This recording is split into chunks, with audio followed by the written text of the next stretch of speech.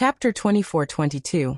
Nouveau riche Lung Ruoxue 2. This time, due to Lung Ruoxue and the others' uninvited arrival, the Feng clan's guards were shocked and only cared about reporting back to the clan. Hence, Lung Ruoxue and the others entered the Feng clan without any obstruction as if they had entered an uninhabited place. The Peacock King was surprised and speechless at the fact that no one stopped them wherever they went. In the past he had thought that the Phoenix clan was very powerful. But now why did he think that the Phoenix clan was weak? What was he trying to do? They did not even see a single phoenix's feather as they walked past. However, he could vaguely feel that many pairs of eyes were hiding in the dark and peeping at them. Since when did the Phoenix kind start to do such things? Such a Phoenix clan was definitely not on the same level as the powerful Phoenix clan he knew. Or had the Feng clan been replaced? The Peacock King's mind was in turmoil. He felt quite depressed about the new understanding of the Phoenix tribe. One must know that in his heart, the Phoenix tribe was once a noble tribe. But now he was deeply disappointed. He really wanted to see a battle between the Phoenix clan and his master. But now, it seemed like it was just his master's personal show. The dignified Phoenix clan had actually gone into hiding. How embarrassing. It was too embarrassing. The Peacock King was glad that he had left the Phoenix clan. Otherwise, he would have been humiliated along with the Phoenix clan. With this thought, the Peacock King's spirits were lifted. He raised his head and puffed out his chest, following Lung Ruoxue's footsteps with large strides. Lung Ruoxue, who suddenly felt the fluctuation of aura beside her, raised her head and saw the Peacock King's excited look. She found it funny, but she could not understand why he was acting like a completely different person. Peacock King, you're about to meet the Phoenix King. Are you excited? Lung Ruoxue smiled as she teased. What? The Peacock King was about to answer yes, when he felt that his master's tone was a little off. The look in her eyes was even more off. The only thing that wasn't affected by the disguise was her beautiful eyes, which were filled with ambiguity. Instantly, the Peacock King became depressed. Does Master mean that he's excited because he's going to see the Phoenix King? I'm innocent. This was absolutely a great injustice. He was excited to see the Phoenix King, but it was definitely not the excitement that his master was thinking. He was excited because he knew that the Phoenix King was going to be in trouble. So, Master, can you not be so bad and deliberately wrong him? Thinking up to this point, the Peacock King's beautiful eyes were filled with tears. He pitifully said, "My dear, how could you misunderstand me? My heart is full of you." Upon hearing this, Lung Ruoxue's face was filled with black lines. She had miscalculated. She shouldn't have teased this little peacock in the Phoenix clan's territory. Once this little peacock was in the Phoenix clan's territory, out of caution, it would call her darling in a nauseating manner. Yet she couldn't say, "Don't call me that." Who asked this to be the Phoenix King's territory? At this moment, Lung Ruoxue deeply felt that she had shot herself in the foot. As for the other peacocks who had come to watch, cheer, and watch the fun, they all had goosebumps when they heard these mushy words. Many of the exaggerated peacocks even lowered their heads and pretended to look for something, not daring to look at their disgraceful king. Thanks as for the Peacock King, he received Song's icy cold gaze without exception. However, the strong and brave him still ignored Song's gaze. When Song saw this, he was furious. However, it didn't act rashly. Instead, it made a mental note of the Peacock King. "Emph. Someone will take care of you," Song said hatefully. At this moment, after listening to the Peacock King's words, Lung Ruoxue, who had been silent for a while, looked deeply at the Peacock King before continuing forward. Seeing this, the Peacock King hurriedly followed behind her like a guardian angel. With a depressed heart, Lung Ruoxue brought a large group of peacocks and arrived at the entrance of the Royal Phoenix Palace in no time.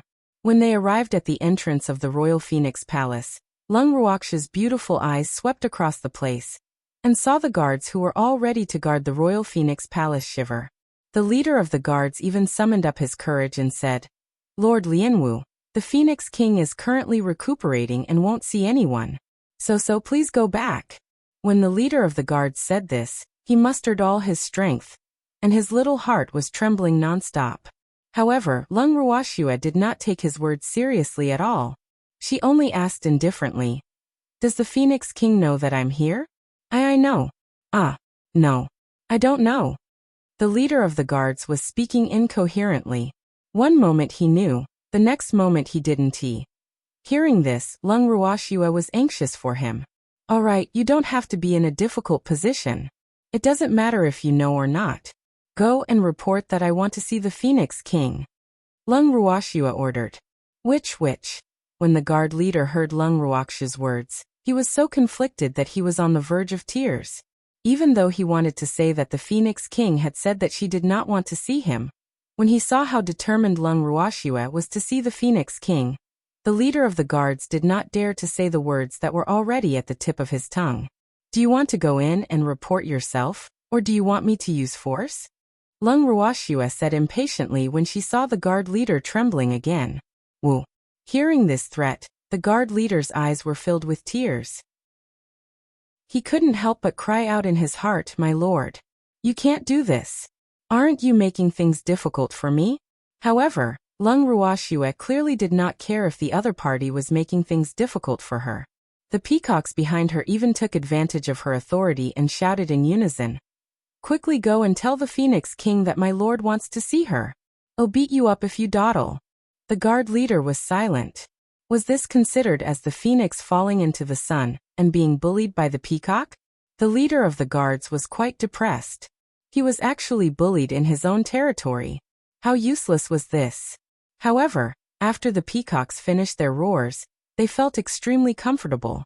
An unprecedented sense of satisfaction filled their bodies. This feeling of exaltation was simply too wonderful.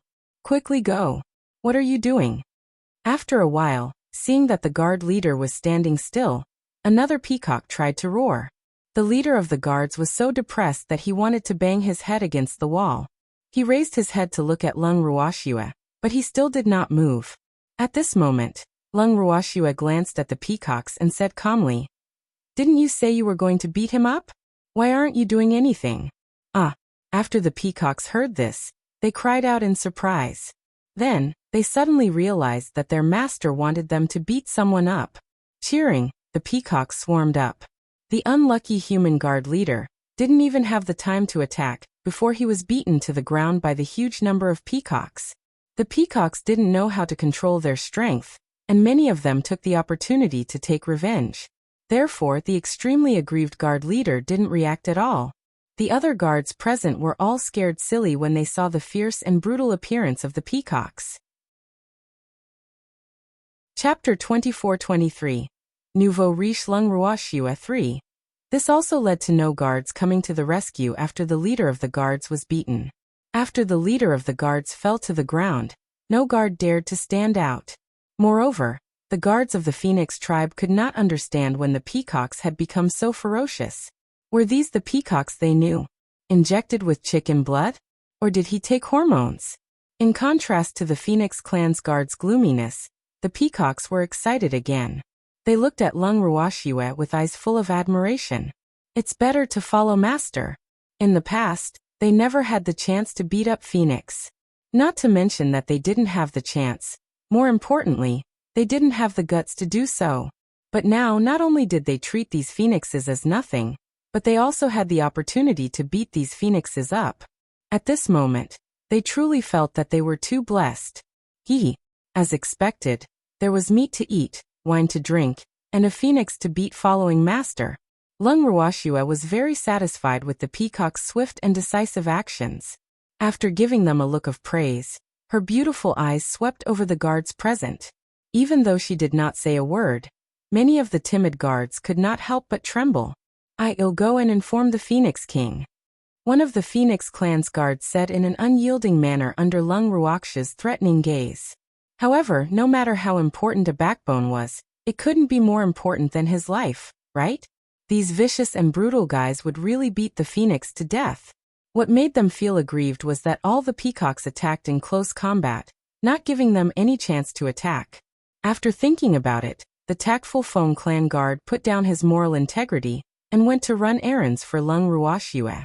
Not long after, Lung Ruoxue heard loud banging sounds coming from the courtyard of the Phoenix Palace. Following that, A guard with a swollen face and a bruised nose appeared in front of Lung Ruoxue and the others. He said with tears in his eyes, "Lord Lianwu, I've already informed the Phoenix King. He was even beaten up by the Phoenix King Sob. You've done well. This is your reward," Lung Ruoxue said with satisfaction. With that, Lung Ruoxue threw a small white jade bottle to the guard. The guard opened the bottle in confusion. The fragrance from the bottle instantly filled his nose. The guard was shocked and immediately poured out a pill and ate it. He then quickly closed the bottle and kept it carefully. After that, he looked at Lung Ruoxue with an even more charming gaze. He wasn't a fool and naturally knew that Lord Lianwu had given him a healing pill. However, the effect of this healing pill seemed to be even better than the best healing pill in their clan. In the blink of an eye, he felt that the injuries on his body were no longer painful. When he touched it with his hand, he realized that the injuries on his face and body had all healed. This guard was quite knowledgeable and knew how serious the injuries that the Phoenix King had caused him were. Even if he had taken healing pills, it was impossible for him to recover so quickly. However, the pills that Lord Lianwu had given him were very effective, so there was no need to doubt it. The guards were very grateful to Lung Ruoxue, and no longer stopped her from entering the inner court of the Phoenix King Palace. As for the other guards who had seen the effects of Lung Ruoxue's elixir, they were not as determined as before. Now they also felt that this Lord Lianwu really couldn't be offended. Look at how generous he was, directly giving a bottle of healing medicinal pills.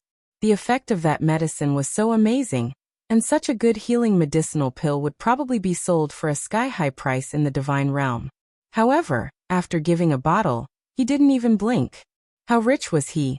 What a nouveau riches behavior. When the other guards looked at the guard who had received the pill, their eyes instantly burned with desire. "Do you guys really want that pill too?" Lung Ruoxue chuckled. Yes, yes. When the guards heard this, they all nodded in unison. The expression on their faces was like a puppy asking for a caress, as cute as it could be. "I still have a lot of them." Lung Ruoxue smiled in satisfaction. Hearing this, the guards suppressed the desire in their hearts and looked at Lung Ruoxue. None of the guards present were stupid. They knew that Lord Lianwu would not give them such a precious pill for no reason. Thus, they were all waiting for Lung Ruoxue's conditions. Thanks. At this moment, she heard Lung Ruoxue say, "Actually, I want to be on good terms with the Phoenix clan. The elders of the Phoenix clan also have the same intention. However, your Phoenix King refuses to agree no matter what. She even chased away those elders. Sigh. I pity you ordinary clansmen. The Phoenix kind now has no elders to help the Phoenix King. In the future, your king will be a commander with nothing but light. I'm afraid the status of the Phoenix clan is also..." Lung Ruoxue purposely didn't finish her sentence. When the guards heard what Lung Ruoxue had to say, they all fell silent. In fact, the elders' strike was no longer a secret in the clan. However, many clansmen didn't know why the elders went on strike. However, as the guards of the Phoenix King, they definitely knew more than the ordinary clansmen. Now that they heard Lung Ruoxue's words, the guards could not help but hold a grudge against the Phoenix King. Especially after seeing Lung Ruoxue's precious pills, the guards deeply felt that befriending Lung Ruoxue would definitely bring more benefits than disadvantages to the Phoenix clan. But in this matter, these small guards could not make the decision. That Lord Lianwu were just guards. We don't have the right to speak in such important matters of the Feng clan. Therefore, even if we really hope that the Feng clan can be on good terms with you, we're just insignificant people. I'm afraid we can't do anything about this matter. The guards looked at each other and sent a representative to speak. I don't need you to have the right to speak. It's enough as long as you have the intention. Lung Ruoxue said with a smile. Then what does Lord Lianwu want us to do? The guard asked. Just tell the truth about the elders' strike to those clansmen who don't know the truth. You don't want the elders who have been fighting for the interests of the Phoenix kind to be misunderstood by the clansmen, do you? Lung Ruoxue gave the guard a "you're very smart" look before replying. This is what I should do. When the guard heard this, he felt that Lung Ruoxue's request was not a difficult one. She just had to spread the truth. In any case, even if they didn't say these things, their clansmen would know one day. Seeing that the guards had agreed, Lung Ruoxua nodded her head in satisfaction. She then took out a few small white jade bottles and placed them in front of the guards. She explained, "The pills inside are all for healing and recovering Shin power. Each person has 2 bottles. You can divide them among yourselves." A tycoon. He was definitely a big tycoon. When the guards heard this, they were instantly excited. They saw the white jade bottle releasing a green light that was like a wolf S. However, in front of Lung Ruoxua, they held back and did not make a move. When Lung Ruoxua brought her peacocks into the inner courtyard of the Phoenix Palace, the guards immediately swarmed forward and divided the small jade bottles among themselves. As the saying goes, one's mouth is soft when eating others, and one's hands are short when taking something. The guards of the Phoenix clan would never dare to take something from someone else without doing anything. Therefore, in just a short while, all the clansmen in the Phoenix clan's territory knew the truth about their elder's strike. In an instant, the whole Phoenix clan was full of complaints against the Phoenix king. This whirlwind quickly reached Feng Miao, and the other 2. After the 6th elder heard the report from his clansmen, he was stunned for a long time. When Feng Miao and Old Fire saw this, they could only stand there in a daze, not saying a word. "I only found out today that our Feng clan's guards are actually so eloquent." After a long time, the 6th elder suddenly said, "Yup. We didn't expect it either, but they're telling the truth." Feng Miao casually echoed. As far as he knew, the words of the guards of the Feng clan were vivid and vivid. Although there was no lack of exaggeration, but at least 80% of it was true. Feng Xiao and the 6th elder were also said to be heroic figures who dared to argue with the Feng king for the benefit of the Feng clan. And they were instantly respected and worshipped by the people. However, it seemed that their little 6th did not want to be in the limelight. "It seems that our elder council's decision to be on good terms with Lord Lianwu was correct. That lord actually bribed the guards so quickly, he's really not simple." At this time, the 6th elder sighed. In fact, the 6th elder knew very well that some of the clan members had been guessing the truth behind the strike. However, all of the elders had kept their mouths shut. They had also chosen to close one eye to those rumors. They did this not because they wanted to hide the truth for the Phoenix king, but because Feng Tong was still the king of the Phoenix clan. If Feng Tong's reputation was damaged, the reputation of the Phoenix clan would be affected as well. But now, even if they wanted to hide it for the Phoenix king, it seemed that they couldn't. AI. Could this be the will of the heavens? Fortunately, only the members of the Phoenix clan knew the inside story. Otherwise, the Phoenix clan would have become the laughingstock of the divine realm. The 6th elder could ignore the reputation of the Phoenix king, but he couldn't ignore the reputation of the entire Phoenix clan. After sighing, she was conflicted again. This matter must not be spread out. Otherwise, the consequences would be unimaginable. When Feng Miao and Old Fire heard the 6th elder's words, they were secretly happy. Their master didn't have a way. It would be strange if any beastie could refuse such a rich person's behavior of directly throwing medicinal pills. However, only his master would dare to do that. If it were anyone else, even if they had that many pills, they would not have the courage to do so. With this thought, the 2 of them were suddenly filled with pride. Chapter 24-24. The powerlessness of the Phoenix King 1. After looking at each other, Feng Wan acted as their representative and said, "Little 6 is right, but unfortunately, our king doesn't understand this truth. It's really a headache." Yup. When the 6th elder heard this, he also sighed deeply. They could tolerate the fact that the king was lecherous, but sometimes when the king was stubborn, it was really a headache. Moreover, she didn't need to think to know that without the elder's restraint, the king would definitely not put Lord Lianwu in his eyes. However, now that they had all gone on strike, it was useless to think about this. AI. Forget it. I'll just follow the king. She could do whatever she wanted. In any case, the Feng clan's reputation was not as good as it used to be, so how bad could it be? With this thought in mind, the 6th elder decided to go all out. It was her fault for not being able to stop the king's actions. When Old Fire and Feng Miao saw the 6th elder sighing again, they followed suit and sighed as well. However, their feelings were definitely different from the 6th elder's, because they were hoping that the Phoenix King would become a commander without any power. Otherwise, it would be inconvenient for them to move around, right? With that thought in mind, Old Fire secretly gave Feng Miao a look, then probed. If Feng Wu was still here, our Feng clan would never be in this state. Hearing this, the two of them saw the sixth elder's face instantly turn pale. Just as the two of them were confused, they heard the sixth elder say nervously, "Don't talk nonsense. Why are you mentioning Feng Wu? If this reaches the king's ears, I'm sure you'll be in serious trouble." The sixth elder's warning made the two of them look at each other again. They even thought at the same time that Little Six also knew about the previous Phoenix King. It seemed that none of the elders of the Phoenix clan were easy to deal with. It was just that they didn't show it. With this thought in mind, Old Hua naturally intended to continue his efforts. He deliberately lowered his voice and asked the sixth elder, "How much do you know about Feng Wu? Why are you asking this?" The sixth elder asked cautiously, "I'm just curious." Old Fire was a little embarrassed. What did Little Six take him for? Did he have to be so guarded against him? Looking at Little Six's expression, he could guess that Little Six should know a lot about the former Phoenix King. You don't have to be curious about this kind of thing. Old Hua, I don't care what you think in your heart or how much you know. You must keep the matter of the former Phoenix King to yourself, and don't mention it to anyone. The sixth elder said worriedly. If the king knew that they were discussing the previous Phoenix King in private, the current king would not let them off. All right then. Old Hua replied helplessly.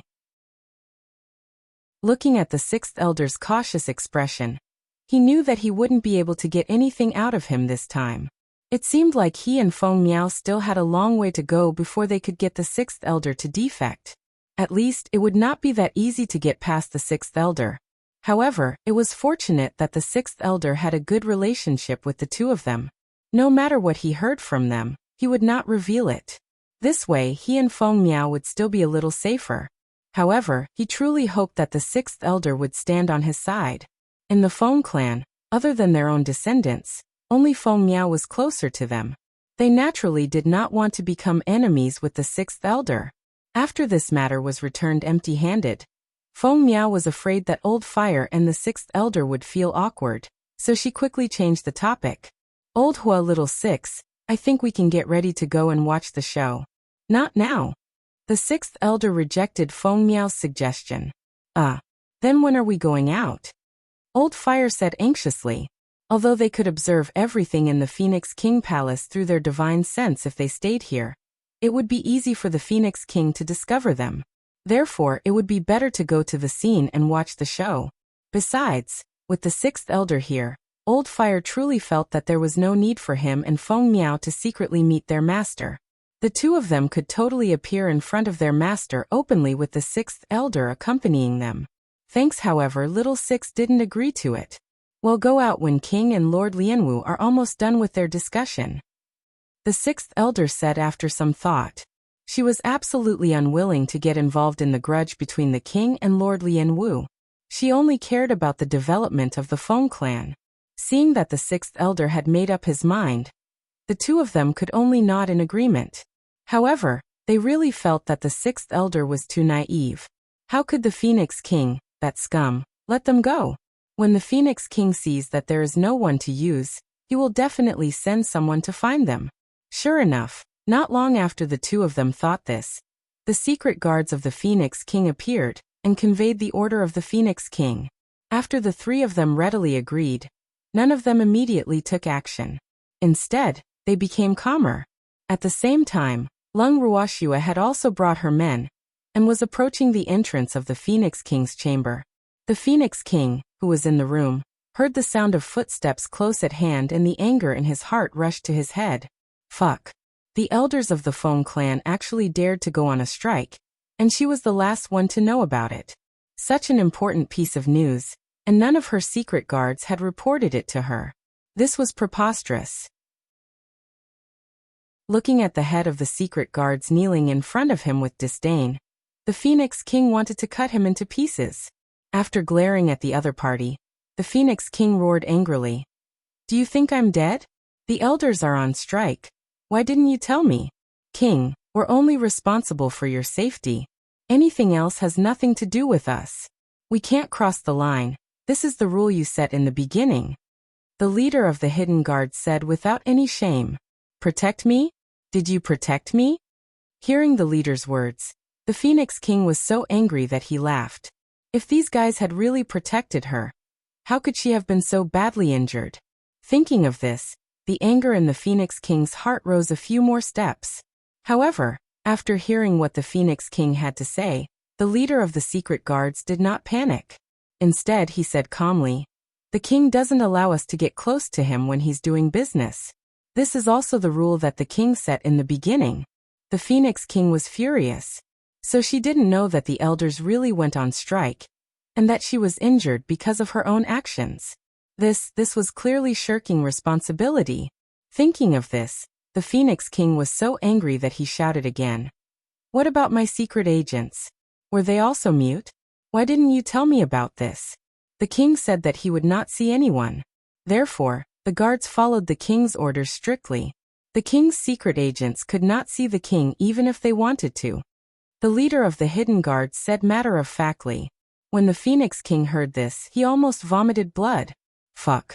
She really didn't know how to describe her feelings at this time, because no matter how she asked, the leader of the secret guards had 100 reasons for waiting for her.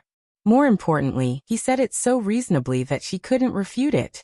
Who asked her, the Phoenix King, to set many rules?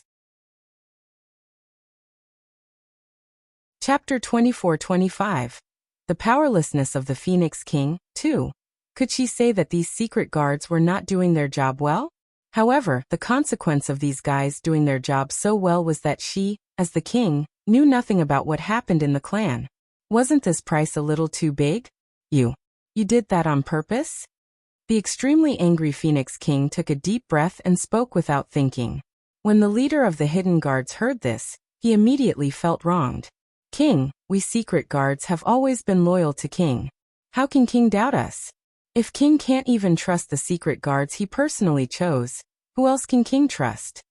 The leader of the hidden guards said very emotionally. Coupled with his fiery red eyes that were filled with tears, it was as if he had really suffered a great grievance. When the Phoenix King heard this, she suddenly felt a suffocating feeling in her chest. She wanted to spit it out, but she couldn't swallow it down. It was only until her pale face turned red that she finally let out this breath of air. After taking a deep breath, the Phoenix King panted and shouted, "From today onwards, your position as a hidden guard is revoked." She didn't need a disobedient leader of the secret guards. Although the words of the leader of the hidden guards sounded very reasonable, she was still unhappy in her heart. She kept feeling that something was wrong. At this time, there were some fluctuations in the air not far from the Phoenix King. Then, a man in black clothes appeared in the Phoenix King's bedroom. The man first glanced at the leader of the secret guards who was kneeling in front of the Phoenix King.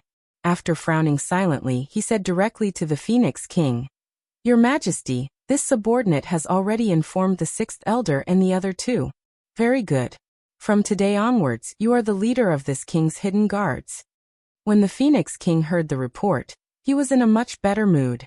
"Yes," the black-clothed man replied, and then stood to the side. However, after waiting for a long time, the Phoenix King still did not see the sixth elder and the other two appear in her chamber. Instead, Lung Ruoxua did.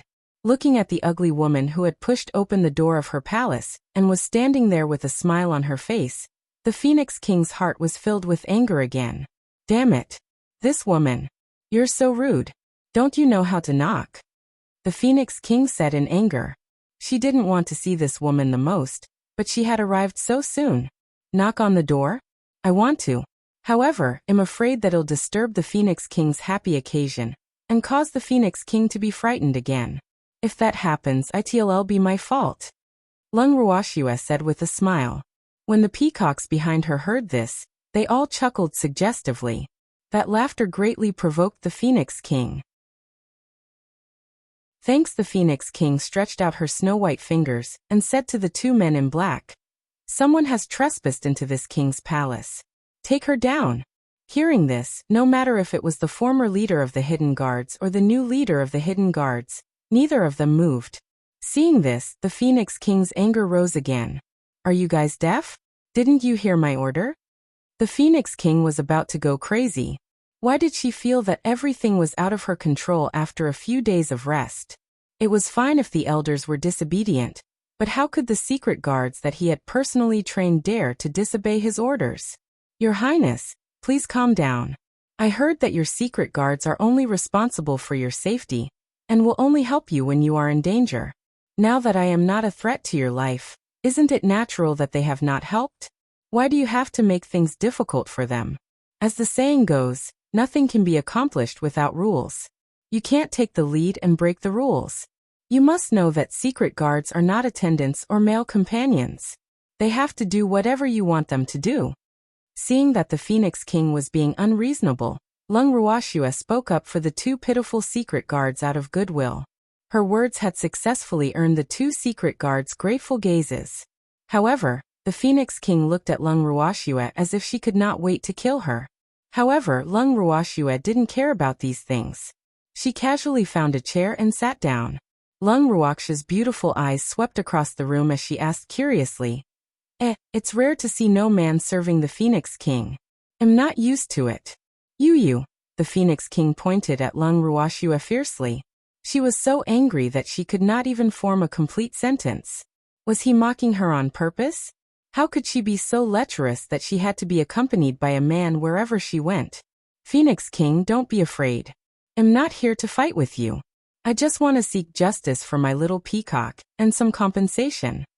Lung Ruoxue saw that the Phoenix King's face had turned black from anger, so she quickly explained her intentions. She didn't want the Phoenix King to let his thoughts run wild or gather his clansmen to deal with her. If that happened, she would be very tired.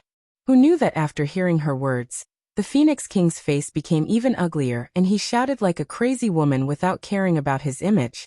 Damn it! What justice do you have to seek? You still want compensation? No way. No way? Even a window would do. I'm not picky. Lung Ruoxue said in an infuriating manner. After saying this, Lung Ruoxue saw that the Phoenix King's face had turned even darker as if she was willing to. As she laughed in her heart, Lung Ruoxue continued. While I was in the parasol tree forest, you threatened and teased my little peacock, causing him considerable physical and mental harm. Even now he still remembers your threat and has nightmares. Therefore, you must compensate me for this. Otherwise, I will report this to God Lord Fogripple and beg God Lord to make the decision for me. Lung Ruoxue's words were extremely serious. If others were to see this, they would not think that she was joking. In addition, with the dumbfounded Peacock King by her side, outsiders would believe her words even more. This was the effect that Lung Ruoxue wanted. However, the Peacock King's dazed look was definitely not because he was frightened by the Phoenix King, but because he was stunned by his master's shameless words. When did he suffer such a serious injury? When did she have a nightmare? Why didn't he know anything about it? The Peacock King was puzzled, but he also knew that he could not afford to let his master down. Hence, he had no choice but to cooperate with Lung Ruoxue in a distressed manner. At the same time, he put on a frightened expression. His skin was relatively fair, and coupled with his expression, he looked like a pale, frightened pretty boy. Even the Peacock tribe members who knew the truth deeply believed their master's words at this moment, thinking that the king had really been frightened. From this, it could be seen how well he had acted.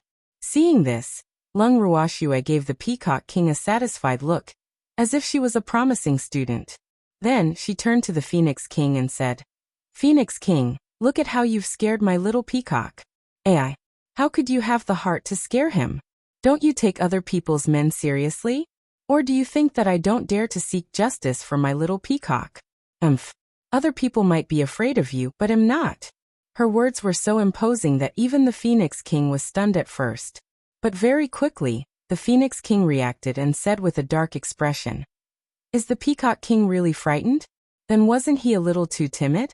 You're willing to have such a useless man? Even Lord Wu. I feel wronged for you. Chapter 24-26. The Powerlessness of the Phoenix King 3. The Phoenix King's words were obviously trying to sow discord.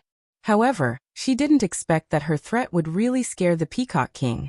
Now that she thought about it, She didn't seem to have said anything too serious. Why was the Peacock King so frightened? She couldn't understand it. When Lung Ruoxue heard the Phoenix King's provocation, she did not get angry. Instead, she looked at the Peacock Queen considerately and said, "Phoenix King, you're wrong. Your Phoenix clan is the leader of all birds. Isn't it only natural for the Peacock King to be afraid of your threat? It would be abnormal if he wasn't afraid. Don't you agree?" When the Phoenix King heard this, he really wanted to lie to his conscience and say that it was wrong. However, she really couldn't bring herself to say such shameless and quibbling words. After all, her skin wasn't thick to such a profound degree, and all birds were afraid of the Phoenix clan. This was also determined by their nature. If she really denied it, once these words were spread, she, the Phoenix King, would probably be laughed at by all the people and beasts of the immortal realm until their teeth fell off. It could be said that the Phoenix King still had his own pride in some aspects. Seeing that the Phoenix King was not responding, Lung Ruoxue could only continue to speak nonstop. "Phoenix King, we are all women. I can understand your thoughts. In your heart, you must not want to see the Peacock King live well. However, if your threat was directed at me, I definitely wouldn't blame you. Who asked us to be love rivals? Which love rival would get along with each other in harmony? But the person you're threatening is my little peacock. You've touched my reverse scale. Thus, I have to make an announcement for my little peacock. I hope you can understand. Otherwise, where would I put my face?" Lung Ruoxue's words were absolutely reasonable, and even the Phoenix King could not find any fault with them. Furthermore, Lung Ruoxue's words had also struck a chord in her heart. As a strong woman, it was only right and proper for her to stand up for her man. If it was her, and her man was threatened by another woman, she would also seek justice for her man. But now, she was not the one seeking justice, so she felt uncomfortable no matter how she thought about it.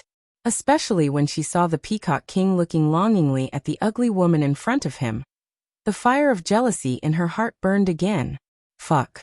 He was making eyes at her again. Was he looking for death? The more the Phoenix King thought about it, the more she felt that it was unfair. It should be known that the Peacock King had never shown such a little man's expression in front of her, and she had taken a fancy to the Peacock King a long time ago. Although she had never been able to get him, she could not allow this adulterous couple to be so intimate in front of her. Wasn't this a slap to her face? At that moment, the Phoenix King, who initially thought that Lung Ruoxue's words made sense, immediately denied her words. Then the Phoenix King said to Lung Ruoxue in a rage, "You've also said that our Phoenix clan is the leader of the bird clan. Isn't it normal for me to say a few words to him? What was there to be scared of? You must know that not everyone is qualified to be taught by this king. This is his honor."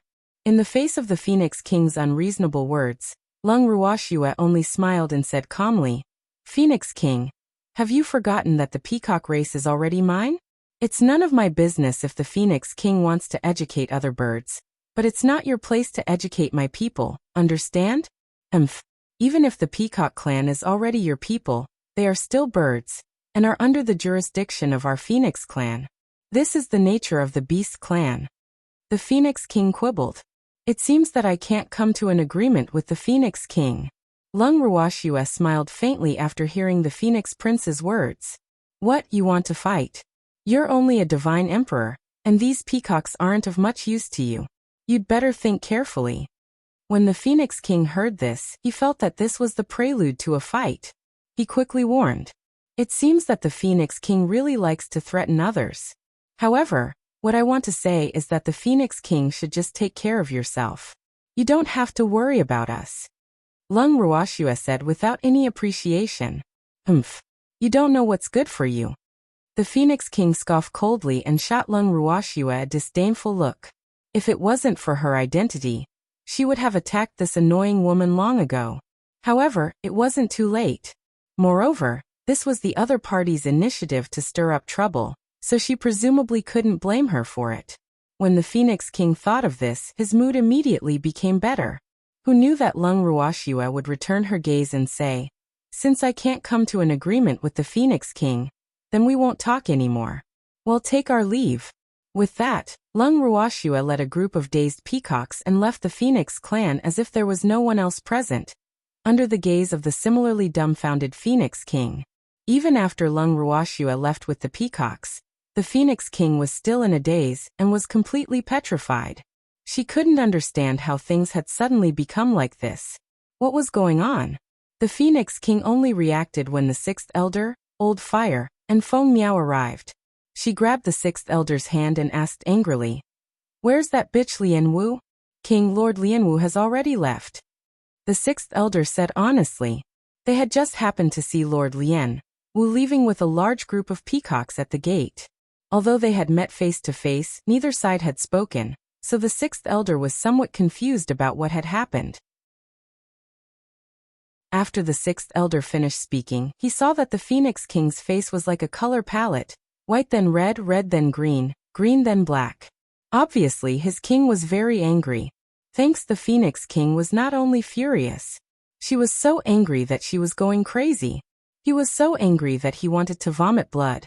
Fuck. She was already prepared to fight, and was planning to teach that bitch Lian Wu a good lesson. Who knew that not only did she not want to fight with her, but she also directly left. This was like a person who had long been prepared for battle, but his punch landed on cotton. How powerless was this? The Phoenix King was depressed. He was still very, very depressed. He felt extremely aggrieved, as if there was a fire burning in his chest, but he couldn't let it out. This feeling was not good. Looking at the silent and sulky Phoenix King, the sixth elder didn't know what to say. Could she say that she was starting to pity the king? Based on her understanding of Wang Ding had intended to make a move, but his opponent had left so easily that she no longer had the best reason to make a move.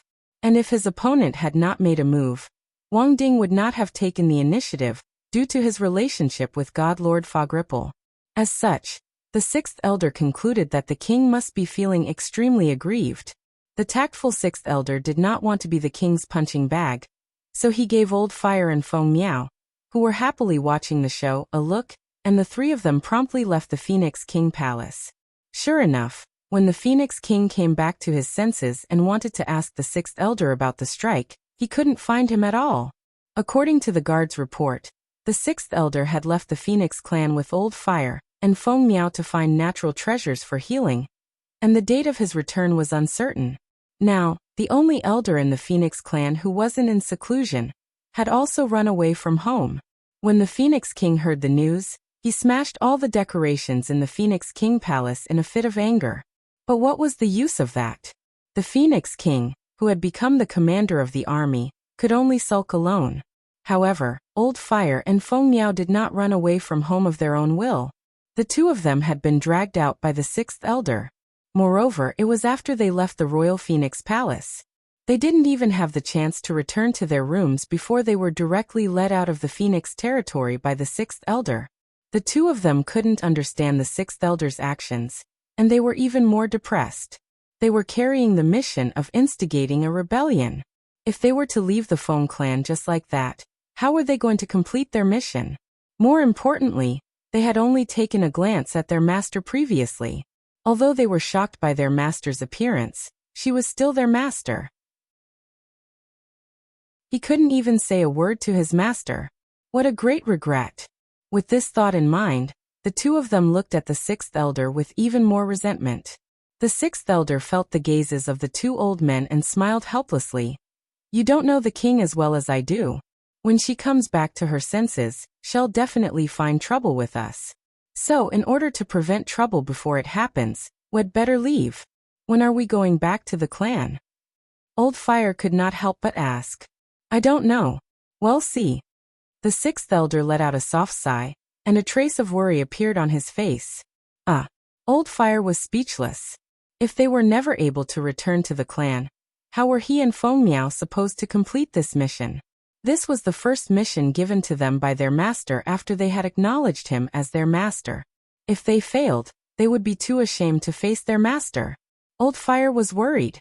Feng Miao was also silent. The sixth elder kept sighing. The three aimless old phoenixes were at a loss, not knowing where to go. However, Old Fire still reported his current situation to his master.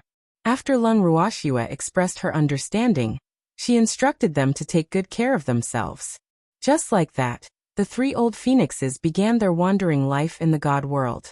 At this moment, after Lung Ruoxue had left the Phoenix clan and returned to the Peacock clan with a group of peacocks, she was immediately surrounded by a group of peacocks led by the Peacock King. Lung Ruoxue burst out laughing when she saw the peacock's anxious expressions. "Master, you can still laugh? Isn't it too cowardly of us to leave the Phoenix clan just like that? I'm afraid that the Phoenix King will look down on us even more in the future," the Peacock King said with a face full of hidden bitterness. He had originally thought that his master would have a great fight with the Phoenix King.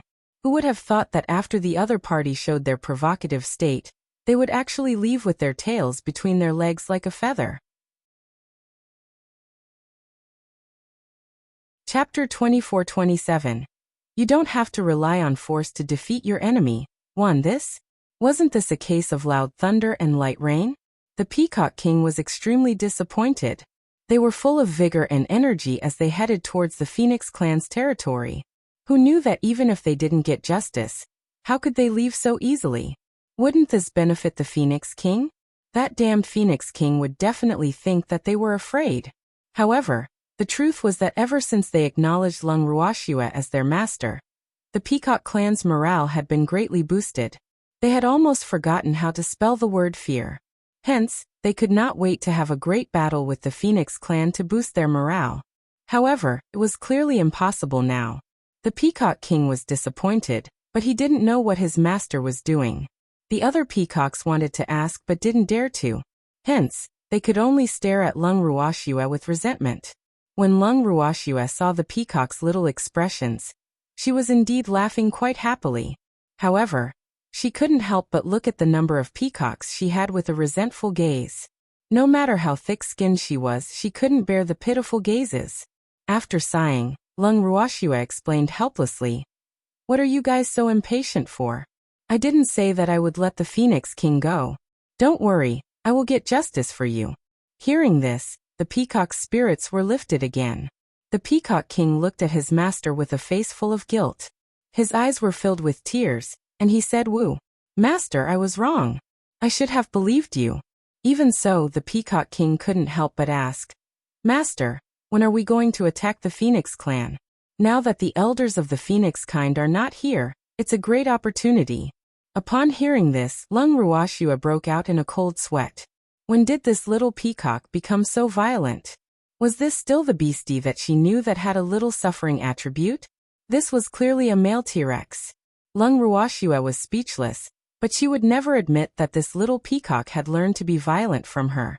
She couldn't take the blame for this. After coming up with an excuse, Lung Ruoxue shot a disapproving glance at the Peacock King and said calmly, "Peacock King, and you little peacocks, Master will give you a good lesson today." After Lung Ruoxue finished speaking, she deliberately paused to see the peacock's reaction. As expected, the peacocks, including the Peacock King, were at a loss when they heard Lung Ruoxue's words. Teach them? What class? Or did they do something wrong, and their master wanted to teach them a lesson? However, it didn't look like their master was going to educate them. They could still feel whether their master was angry or not. Even though the peacocks did not quite understand Lung Ruoxue's words, they all put on a modest front and looked up at Lung Ruoxue, waiting for their master's next words. Lung Ruoxue looked at the cute little peacocks who were waiting to listen to her. Her heart was itching. At the same time, she stretched out her snow-white claws and touched the head of one of the little peacocks. Then, she touched them one by one before she reluctantly retracted her wolf claws. The peacocks were even more confused after being touched. What was Master doing? Thanks taking advantage? Many peacocks thought so, but they did not dare to say it out loud. They could already feel the little white cat's sharp gaze in its owner's arms. It was turning into ice shards and shooting towards them. Sop. That was so scary. After the peacocks sensed the danger, they all moved back in unison to maintain a safe distance from their masters. "Master, didn't you want to give us a lesson? We'll be waiting." At this time, an elder of the Peacock clan mustered his courage and said under the encouragement of the other peacocks, "Okay, let's start now. Lung Ruoxue was naturally happy to see the peacocks so motivated. After a few coughs she continued. Today, I'll give you all the first lesson. That is, you can't defeat your enemies by force.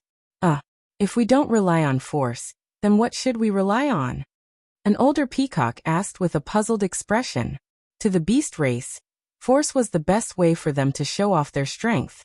Therefore, they really couldn't think of a better way than force. Even though she was interrupted, Lung Ruoxue was not angry. She was also very happy that these peacocks took the initiative to ask her questions. She then patiently explained to this old peacock, "Of course it's wisdom." When the peacocks heard that it was wisdom, they immediately exploded. They didn't like to use their brains, as it was too tiring. It was better for them to have a direct fight. However, they had to listen to their master's advice. For a moment, the peacocks were at a loss. "Master, we beasts are not like humans who like to use schemes and intrigues. It's better for us to take action directly." After a long time, the similarly conflicted Peacock King finally couldn't help but speak. To make the beasts use their brains, wasn't this the same as asking for their old lives? It was possible to make the four king divine beasts use their brains for everything because the four king divine beasts had always been proud and arrogant. They felt that they were not inferior to humans, and even wanted to be stronger than humans in every aspect. However, ordinary beasts like them did not have such ambitions, and did not want to be in the limelight. To the majority of the magical beasts in the divine realm, as long as they were not bullied by others, had a wife, and had a few children, it was enough for them to live for the rest of their lives. So what was there to be ambitious about? It was really quite far away from them. If there were conflicts between the beasts and humans, or between the beasts and beasts, the most common solution was to fight. This was the behavior of a man, and it was more satisfying. If the beasts were to become like humans, many of them would die of suffocation. Take action directly? That was the behavior of barbarians. We're all well-bred beastie, so we naturally can't do this. Lung Ruoxue replied matter-of-factly. The Peacock King didn't know how to react. Could he say that he didn't know many words and wasn't cultured? However, looking at his master's expression, it seemed as if being uncultured was a rather embarrassing thing. Therefore, the Peacock King really didn't dare to say that he was illiterate. Otherwise, he might be despised by his master. Sob. Uncultured child, I can't afford to hurt you. Seeing that the Peacock King seemed to be in a dilemma, Lung Ruoxue continued. Actually, I don't mean that you can't directly attack any enemy. It's not a problem for you to directly attack an enemy of equal strength, or even lower strength than you. If you have to use wisdom against such an enemy, then I can only say that you are too weak. The enemy I want you to use your intelligence on must be stronger than you. For example, the Phoenix King. With your current strength, it's not quite possible for you to defeat the Phoenix King. As for me, I can't use my full strength now. Otherwise, my identity will be exposed, and my plan will be in vain. Thus, we need to avoid them as much as possible and find an opportunity to catch them off guard. This way, we can obtain the greatest benefits with the least losses. Lung Ruoxue said with a smile. Chapter 24-28. You don't have to rely on force to defeat your enemy, too. Master, are you saying that we should launch a sneak attack on the Phoenix King? After hearing Lung Ruoxue's words, the Peacock King was stunned for a moment before he replied. I want to ambush you. Lung Ruoxue denied. Then how do we catch them off guard? The Peacock King was even more confused now. He felt that he could not keep up with his master's pace. During this period of time he had seen with his own eyes how Lung Ruoxue had toyed with the Phoenix King. She had even made up an identity to fool the Phoenix King. Apart from his admiration, he also felt that his master would do this because his master was a human. If he let a beast do this, even the Phoenix King would not have the ability to do so. Most importantly, he did not expect it to be like this. But now, after hearing his master's words, the Peacock King's not-so-smart brain had turned into mush. It's a secret. As long as you know, although I won't confront the Phoenix King directly, I won't let her go. Lung Ruoxue said with a mysterious look. Hearing her words, the peacocks were instantly depressed. The master said that he was giving them a lesson, but in the end, he still kept them in suspense. Wasn't this bullying? One had to know that their curiosity was all piqued. Ooh, how could master be like this? The peacock's gazes became even more resentful. However, Lung Ruoxue ignored them and said, "As the master, I can't teach you everything step by step like I'm teaching a child. So the feeling of using my wisdom can only be slowly experienced by you. Now let May and baby teach you how to identify ordinary medicinal herbs. Take advantage of the time before we leave, and try to pick all the ordinary medicinal herbs in the Phoenix territory for me, your master. Whoever picks the most will be rewarded." After Lung Ruoxue finished speaking, she immediately took out the succubus, baby, Ling, Mo, and a few other beasts from the bangle. The moment these little beasts appeared, they immediately entered the zone and divided the peacocks into a few groups, teaching them separately. When the peacocks heard that there would be rewards, they naturally studied very seriously. On the other hand, many peacocks had a basic understanding of herbs and learned relatively quickly. As soon as they learned it, they immediately scattered like birds and beasts to collect ordinary herbs for their master. Most of the territory in the Phoenix territory was the Phoenix clan's territory. The affiliated beast clans that lived in the Phoenix territory were naturally those that were stronger, or had close ties with the Phoenix clan. However, the Phoenix clan only had the Phoenix King as their leader now, and the other beast clans were in Lung Ruoxue's hands. Hence, the peacocks gathered the ordinary herbs that the Phoenix clan did not care about, as if they were strolling in their own backyard. Not only did the beasts not stop them, the Eagle clan and a few other beast clans, upon hearing that their masters were interested in those wild grass, also automatically helped to collect them. Their knowledge of medicinal herbs was naturally spread on the spot by the precious beasts. The Phoenix King had also received the news of this situation. However, she didn't take it seriously.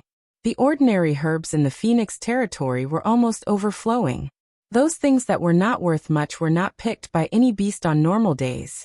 Therefore, the Phoenix King did not even think about it, and guessed that this must be the idea of that ugly monster, Lian Wu. The Peacock clan was about to leave the Phoenix territory. That ugly woman must be short of money to raise so many beasts. Those herbs might not be worth much in the eyes of the Phoenix King, but to human alchemists, they could still be sold for a price. However, to the rich Phoenix clan, that price was too cheap. This was why the Phoenix King was not interested in the common herbs that could be found everywhere. This was also beneficial to Lung Ruoxue. Even though most of these herbs were fire attributed due to the geographical location, Lung Ruoxue needed them as long as they were herbs. She didn't care what attribute they were. After all, she had many fire-attributed beasts by her side. Very quickly, the ordinary herbs in Lung Ruoxue's bracelet had piled up into a small mountain. These herbs were the result of the beast's hard work for a day. When she saw these herbs, Lung Ruoxue could not help but sigh. It was still better to have more beasts. Look at the quality of the work.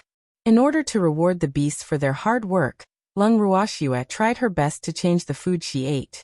While the beasts were satisfied with their food, they were also more agile in their work. Thanks, all the beasts worked together for 3 days and finally collected all the ordinary herbs in the Phoenix territory. They didn't even leave a single root for the Phoenix clan. They had picked all of them. Other than being happy, Lung Ruoxue also gave out a few bottles of pills to each of the beasts as a reward. When the beasts saw this, they were all moved to tears. Sob. There's meat to eat if I follow master. There were pills to eat. Lung Ruoxue's heart ached when she saw how easily these beasts were satisfied. These beasts, none of them were sneaky when it came to doing work, but such a small favor made them shed tears of gratitude. They were really a group of honest children. Actually, according to Lung Ruoxue's thinking, since she had already bribed others and given them pills, she would naturally not be stingy with her beasts. The pills that she had given out were not considered precious in her heart. After all, as an alchemist who had no lack of herbs, the most she had were pills. Hence, she did not wish for these beasts to be so excited. As the master, he would not let his beastie suffer losses no matter what. After some thought, Lung Ruoxue said, "Calm down. Don't be reluctant to eat these pills. I'll give you more after you've finished them, so you can eat as much as you want. The pills she gave out were the most suitable for these beasts.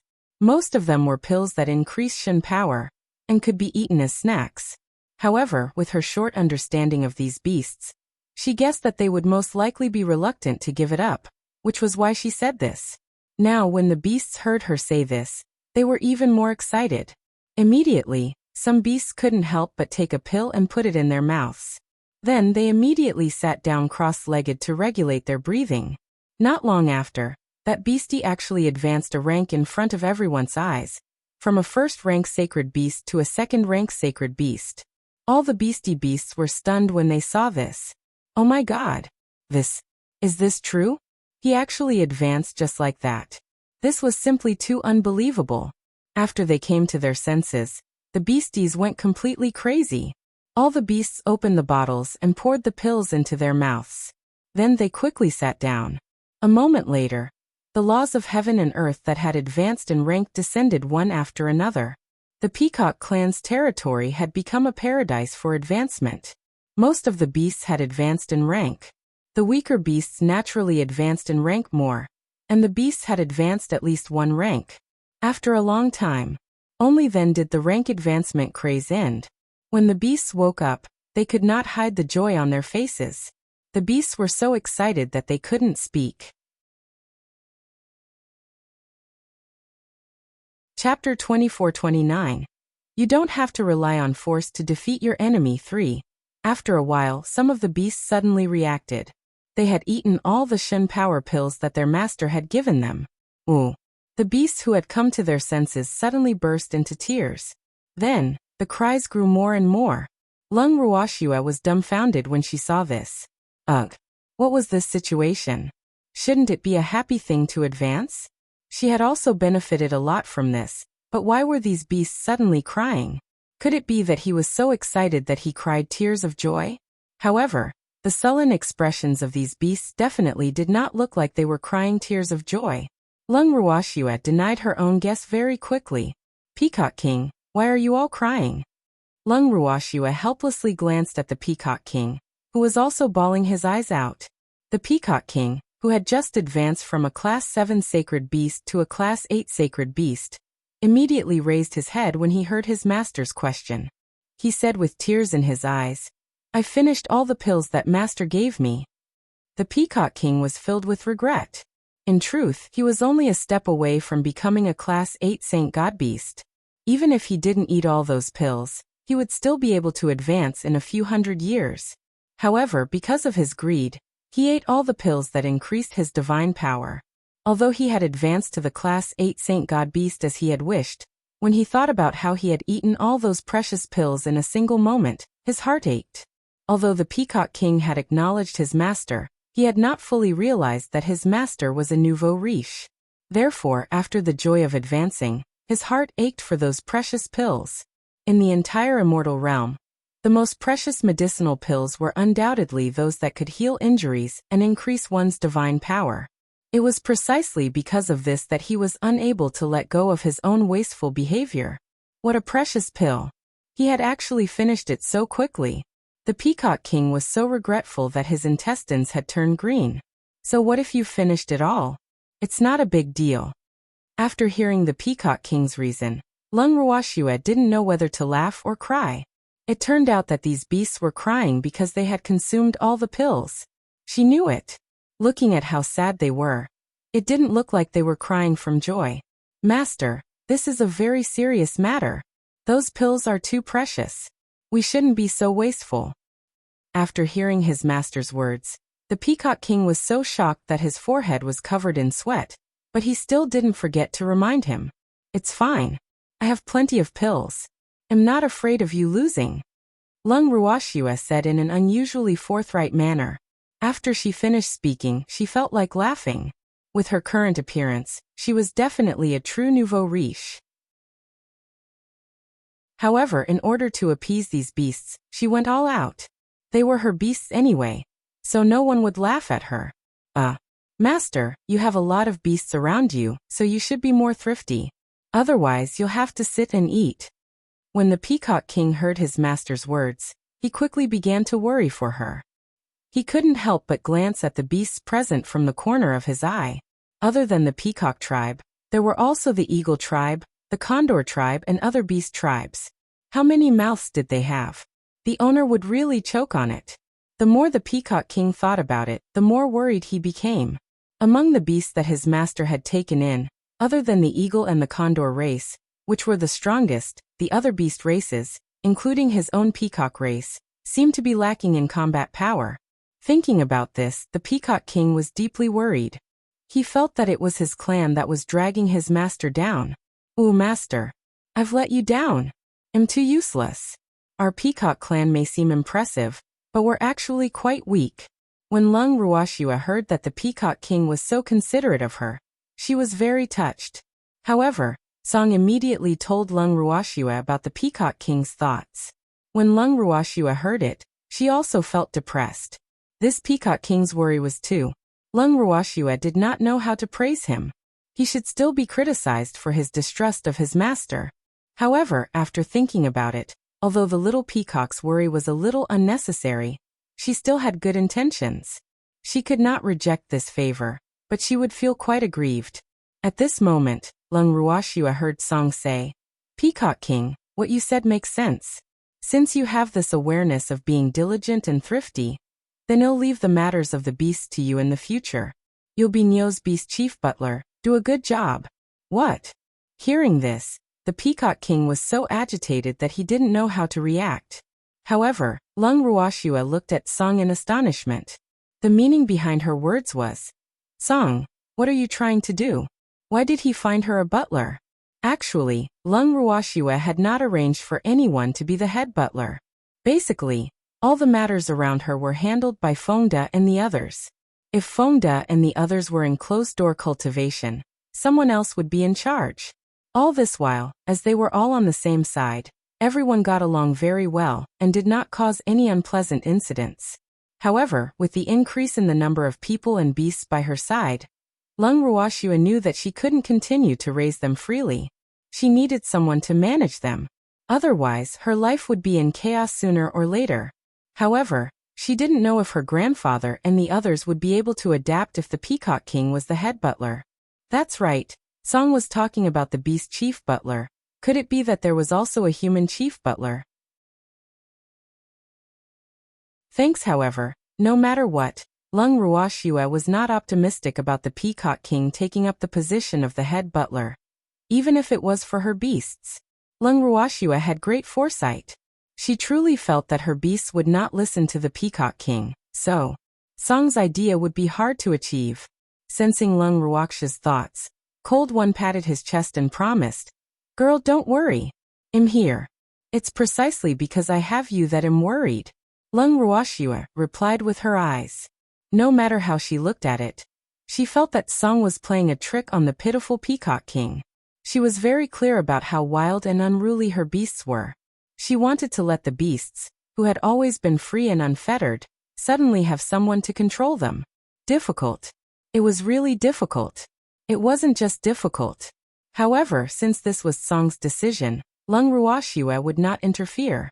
Otherwise, if Song Ruo were to get angry, the one who would be in trouble would be her beastie. Thinking about it this way, Lung Ruoxua decided to turn a blind eye to it. With that, the Peacock King's identity as the head butler of the Beast clan was finally confirmed. The newly appointed Peacock King had never dreamed that he would become the chief butler of his master beastie. He was so excited that he felt like he was floating as he walked. However, after its master entered the bracelet once and saw all of his beasts, the Peacock King calmed down after being dumbfounded and petrified. Sob. He knew that the kitten was up to no good. Although he had been arranged to be the head butler of his master beastie, there was still the Phoenix clan among his master beastie.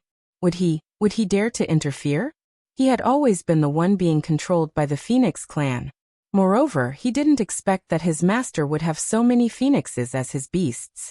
At first, he thought that his master was already very powerful when she kidnapped Feng Xiu's family of 4 from the Phoenix territory. Now he knew that he had underestimated his master. He was too short-sighted and could not imagine how powerful his master was. However, What made him quite pleased was that the beastie that had followed him to visit the master space had only been more petrified than him. After the tour, the clan leaders of the Eagle clan, Condor clan, and a few other beast clans had even requested Lung Ruoxia to let them live in the medium in the future. After obtaining Lung Ruoxia's approval, the few clans were overjoyed. The Peacock King had the same thoughts as them, hoping that the entire clan would stay in their master's space. However, Lung Ruoxia had told them clearly that this was not the time. She still needed the Peacock clan to put on an act with her. Upon hearing this, the peacocks immediately expressed their obedience to their master's arrangement. Just like that, other than the Peacock clan, the other spiritual beasts who had surrendered were all moved into Lung Ruoxia's bracelet. However, to the outside world, which was to say to the Phoenix clan, it was said that the spiritual beasts of those clans had all gone into seclusion. When the Phoenix King heard this news, she was instantly furious. In her opinion, this was the time to use beasts. How could these beasts go into seclusion just like that? Even those damned family patriarchs didn't come to greet her personally. They really didn't put her, the Phoenix King, in their eyes. She expressed her anger. The new leader of the Hidden Guards, who was responsible for reporting the news, had a different view on this. He felt that it was understandable for those beasts to choose to go into seclusion since they had just advanced in rank. Otherwise, the consequences of their strength being unstable would be quite serious. After tactfully conveying his thoughts to the Phoenix King finally wasn't so angry.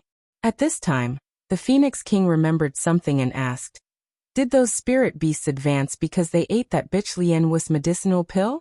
"Yes, I am," the leader of the Hidden Guards replied. "Are her pills really that good? Can you go and exchange a few for me to see?" The Phoenix King said after thinking for a while, "Your Majesty, last time Lord Lian Wu left in a fit of anger. I'm afraid she won't be willing to trade with our Phoenix clan." The leader of the Hidden Guards said with uncertainty, "Why wouldn't I? She even takes in the common herbs from the Eagle clan. I'll exchange the good ones with her. What's there to be unwilling about?" The Phoenix King said matter-of-factly. She had always thought that the magical beasts of the Phoenix territory had been wantonly gathering ordinary medicinal herbs to exchange for medicinal pills with Lung Ruoxia. This was exactly the illusion that Lung Ruoxia wanted to give her. After those magical beasts had advanced in rank after eating Lung Ruoxia's medicinal pills, the Phoenix King's thoughts became even more intense. If that pill really had such a good effect, that was impossible. There wouldn't be a pill that was so effective. The Phoenix King's heart was in a dilemma.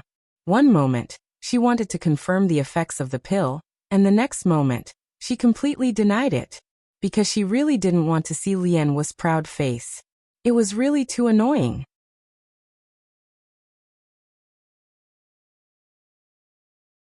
Chapter 2430. A Spy 1. However, no matter how unhappy the Phoenix King was, she still wanted to test the effects of Lung Ruoxia's elixir. After she heard the news, she felt as if a kitten was living in her heart, and it was very itchy. Seeing that the Phoenix King had made up his mind, the leader of the secret guards had to bite the bullet and accept the task. In fact, he really wanted to say, "Your Majesty, this matter is not under our control."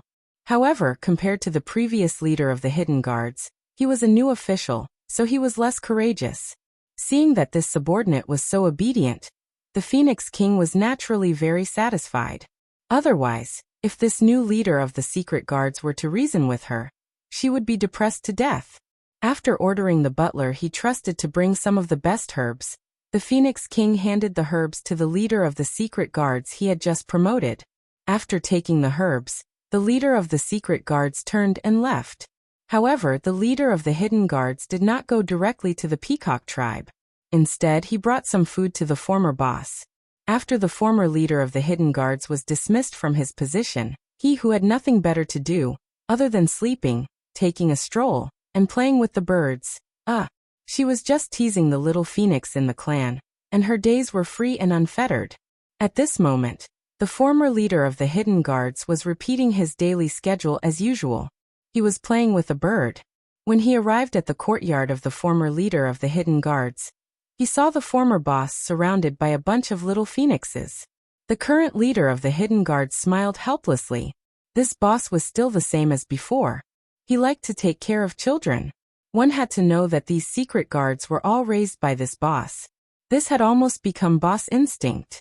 Boss, I'm here to see you, the current leader of the hidden guards said. Waiter, you've come. A young man raised his head and said indifferently. Hearing these two words, the current leader of the hidden guards was completely depressed. Wu. He has a name, can you not call him Xiao-er?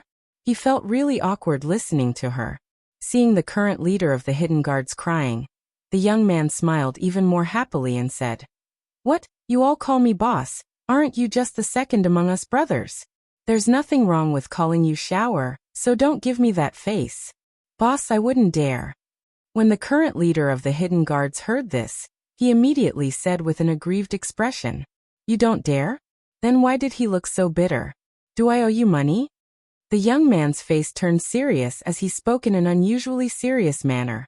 At this time, the little phoenixes around him saw that the situation was not good and all flew away in fear. Ahaha. Waiter, you're really stupid. I'm just scaring you. Can't you tell? AI. What are you going to do? I'm really worried about your future. Forget it. Forget it.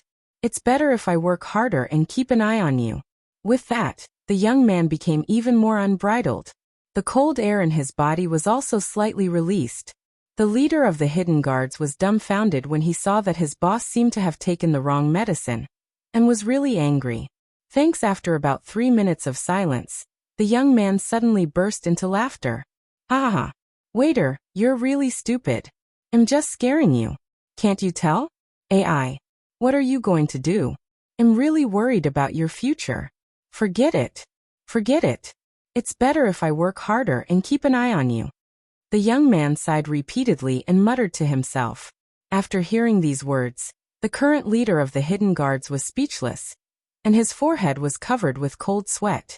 The boss was playing with him. Sob. Boss is so bad, how can he do this? The current leader of the hidden guards complained. However, he only dared to complain in his heart. He absolutely did not dare to say it in front of his boss. Otherwise, his boss would definitely teach him a lesson. Boss. After thinking about it, the current leader of the hidden guards still pretended to be pitiful and looked at his boss with hidden bitterness. What's wrong? Is there something you need from me? The young man said. Yes. The current leader of the hidden guards nodded his head like a chicken pecking at rice, then looked at the young man expectantly and said, The king asked me to take these herbs and exchange them for some pills from Lord Lianwu. The young man frowned and said, This isn't something a secret guard should do, right? How could you agree to such a thing? You'll spoil him like this. The duty of us secret guards is only to protect the king's safety.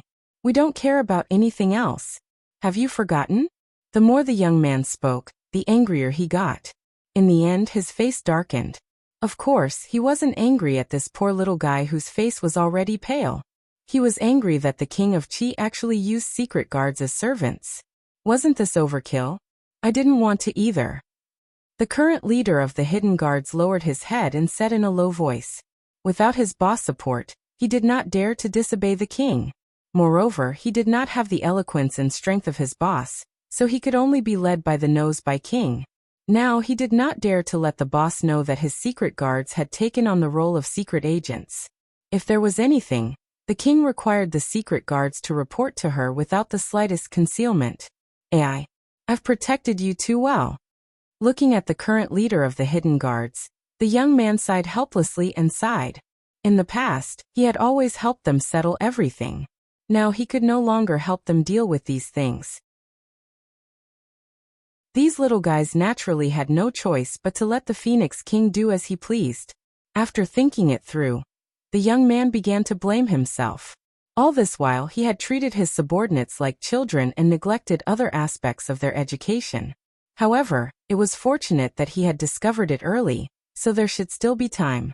With this thought in mind, the young man smiled and said, Waiter, you've just taken over the job of the leader of the hidden guards and have no prior experience, so it's understandable that you'll listen to the king.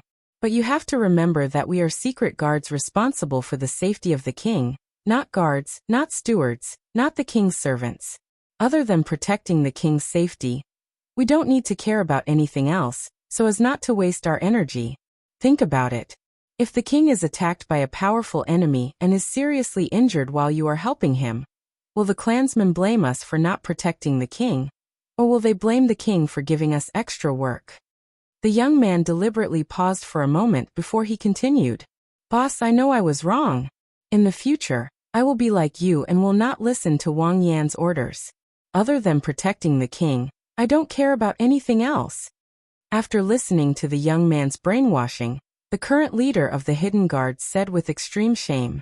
He knew that his boss was right. The Hidden Guards should not indulge in the king's willfulness. Otherwise, if something really happened to Wang, they would probably have to die to atone for their sins. The secret guards also had families. Naturally, no one was willing to pay for the willfulness of the Phoenix King. Therefore, such a thing must never happen again. The current leader of the Hidden Guards thought to himself. However, he had already agreed to this, so he had to do it.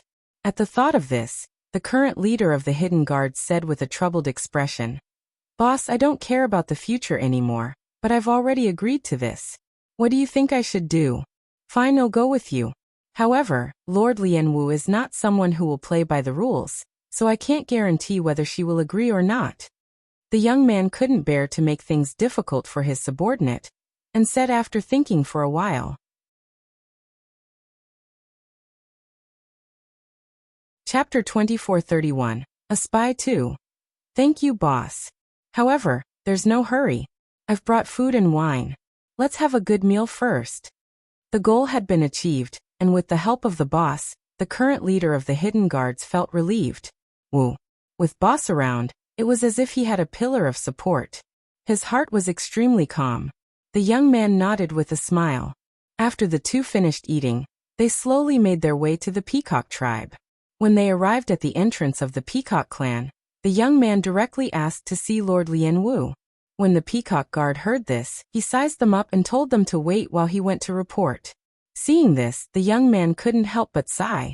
The Peacock tribe was different from the past. In the past, when they saw the Phoenix clan, they would directly invite us in. There was no need to report. Boss. When the current leader of the Hidden Guards heard this, he tugged at his boss clothes, indicating that the walls had ears. These words could not be heard by the peacocks. Otherwise, those peacocks who now had a backer might gang up on him. Who knew that the young man would just smile nonchalantly and say, Don't worry, I'm telling the truth. Lord Lianwu won't be so stingy. You're an interesting phoenix. At this moment, a female voice sounded in the young man's ears. When the two heard it, they immediately looked around, but they didn't see any trace of a woman. Seeing this, the current leader of the Hidden Guards couldn't help but change his expression. I'm finished. The boss words were caught red-handed. What was this good? If Lord Lianwu became angry because of this, boss might be in danger, and he might not be able to complete his mission. The Lord wants you to go in. Without giving the current leader of the Hidden Guards a chance to let his thoughts run wild, the Peacock guard who appeared later said directly, Thanks. Let's go. After thanking him, the young man immediately pulled his slightly dazed subordinate and walked straight into the territory of the Peacock clan. The two of them were so familiar with the Peacock clan's territory that it was like their own backyard. When they arrived at the courtyard where the Peacock King's palace was located, they found Lung Ruoxue sitting there drinking tea. Hello, Lord Lianwu. The two of them greeted him politely in unison. Hello. Lung Ruoxue returned the gesture and invited them to take a seat. She then directly asked them why they were here. When the two of them saw how direct Lung Ruoxue was, they were both a little surprised. However, it was also because of this that the young man had a good impression of her. He liked to interact with people who were quick to do things. After explaining the purpose of her visit, Lung Ruoxue remained silent for a long while. However, her beautiful eyes were sizing up the two of them. Under Lung Ruoxue's gaze, the young man remained as calm as ever. The new leader of the Hidden Guards felt like he was sitting on pins and needles. The pressure that Lord Lianwu gave the new leader of the secret guards was too great, even greater than the Phoenix King. This made him feel rather incredulous. How did this happen? Thanks, the newly appointed leader of the hidden guards couldn't figure it out. After sizing them up for a long time, Lung Ruoxue saw that the old and new head of the hidden guards was calmly drinking his tea, while the other was breaking out in cold sweat. She stopped teasing them and smiled. It's not impossible to exchange for my pills. However, my pills are very precious. Are you sure you can afford them? I don't know what Lord Lianwu wants to do with this exchange. After swallowing his saliva with difficulty, the current leader of the hidden guards asked carefully. However, the young man didn't ask that. Instead, he said, I can afford it. I can afford it. The Feng clan is very rich. Lung Ruoxue was extremely calm when she heard the two's different answers. On the other hand, the current leader of the hidden guards broke out in even more cold sweat when he heard his boss' words. Now he was very suspicious. Did this boss follow him to ruin his reputation? Otherwise, why would he expose his own weakness before the conditions were agreed? Oh no. It wasn't short, it was their own trump card. That. They were from the Phoenix clan, right? At this moment, he deeply felt that he was not here to talk about other people's affairs. Since you can afford it, then bring me the herbs according to what is written here. Lung Ruoxue said with a smile, then handed the two of them a piece of paper. After the young man looked at it, he didn't say anything and passed it to his stupid subordinate. The current leader of the hidden guards took a quick glance and immediately widened his eyes. Fuck. What was written on it? Although he didn't know many words, he could still recognize most of them. But wasn't the number and name of these herbs a little too much? What he had brought was not even a drop in the ocean of the requirements. His cold sweat instantly increased by quite a bit. His face was even paler. What's the matter? The young man asked. Did you not bring enough herbs? When he said this, he had no intention of avoiding Lung Ruoxue. His voice was not soft either.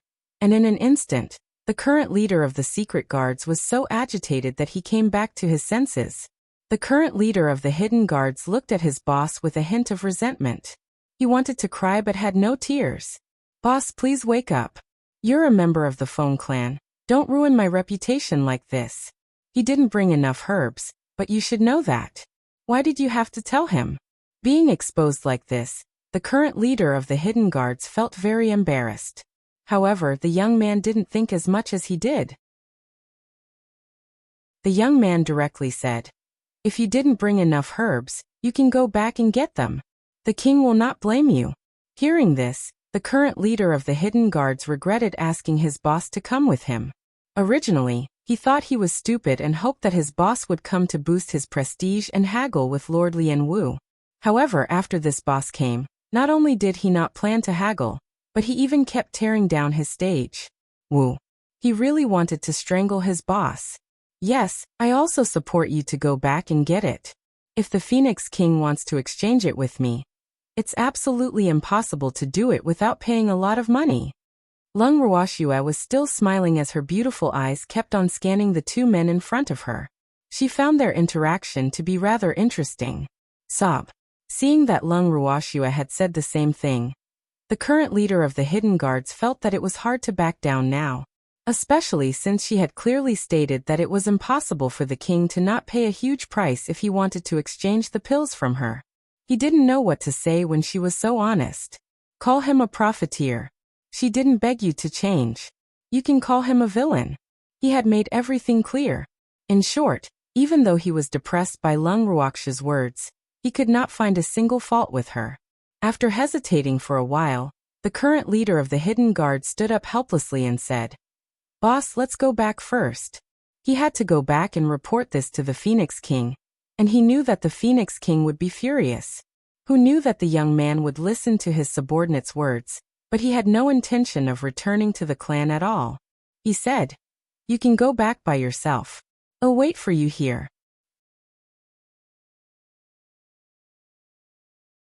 Chapter 2432. A Spy 3. Hearing this, the current leader of the hidden guards was a little dumbfounded. What kind of situation was this? The boss didn't want to go back with him, but instead wanted to stay with the Peacock tribe? In an instant, the current leader of the hidden guards felt as if he didn't recognize his boss anymore. How could this be? Quickly go back and gather the herbs according to my requirements. I'll treat your boss well. Lung Ruoxue joined in the fun. The moment she finished speaking, the current leader of the hidden guards, that poor little thing, turned even paler. Even Lung Ruoxue started to pity him. However, he had a boss who was not under anyone's control, so he could only endure it. I'll go back first then. After a long while, the current leader of the hidden guards, that poor little thing, finally spat out these words. Then he slowly left with his tall and hunched body. There was still a trace of cowering and desolate aura around him, looking quite pitiful. Why didn't you go back with him? After the current leader of the hidden guards left, Lung Ruoxue glanced at the young man and asked curiously. He should learn to grow up and learn how to refuse. The young man said honestly. In fact, he still had one thing to say. He was very interested in Lord Lianwu. That's true. Lung Ruoxue nodded her head in agreement. She then reminded, when he goes back, the Phoenix King might use him as a punching bag. Don't be sad when that happens. I watched them grow up and raise them into my secret guards. Now that I've been relieved of my job, I can't continue to look after them, so they have to adapt to living on their own. The young man sighed and said. After saying these words, he was a little surprised. He didn't know why he would say these things to the human in front of him. And these words were said by him inadvertently.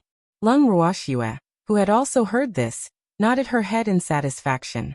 Then she suddenly asked, Do you know Feng Mo? Feng Mo? I don't know him. Hearing these two words, the young man's heart skipped a beat. However, he quickly calmed down. The flash of panic in his eyes did not escape Lung Ruoxue's eyes. You really don't know him? Then you should be familiar with this name. Lung Ruoxue asked. I've never heard of this name. The young man denied. Feng Chuan, you don't even recognize your ancestors. Suddenly, an angry voice rang in the young man's ears. Then, an angry woman in red appeared in front of him.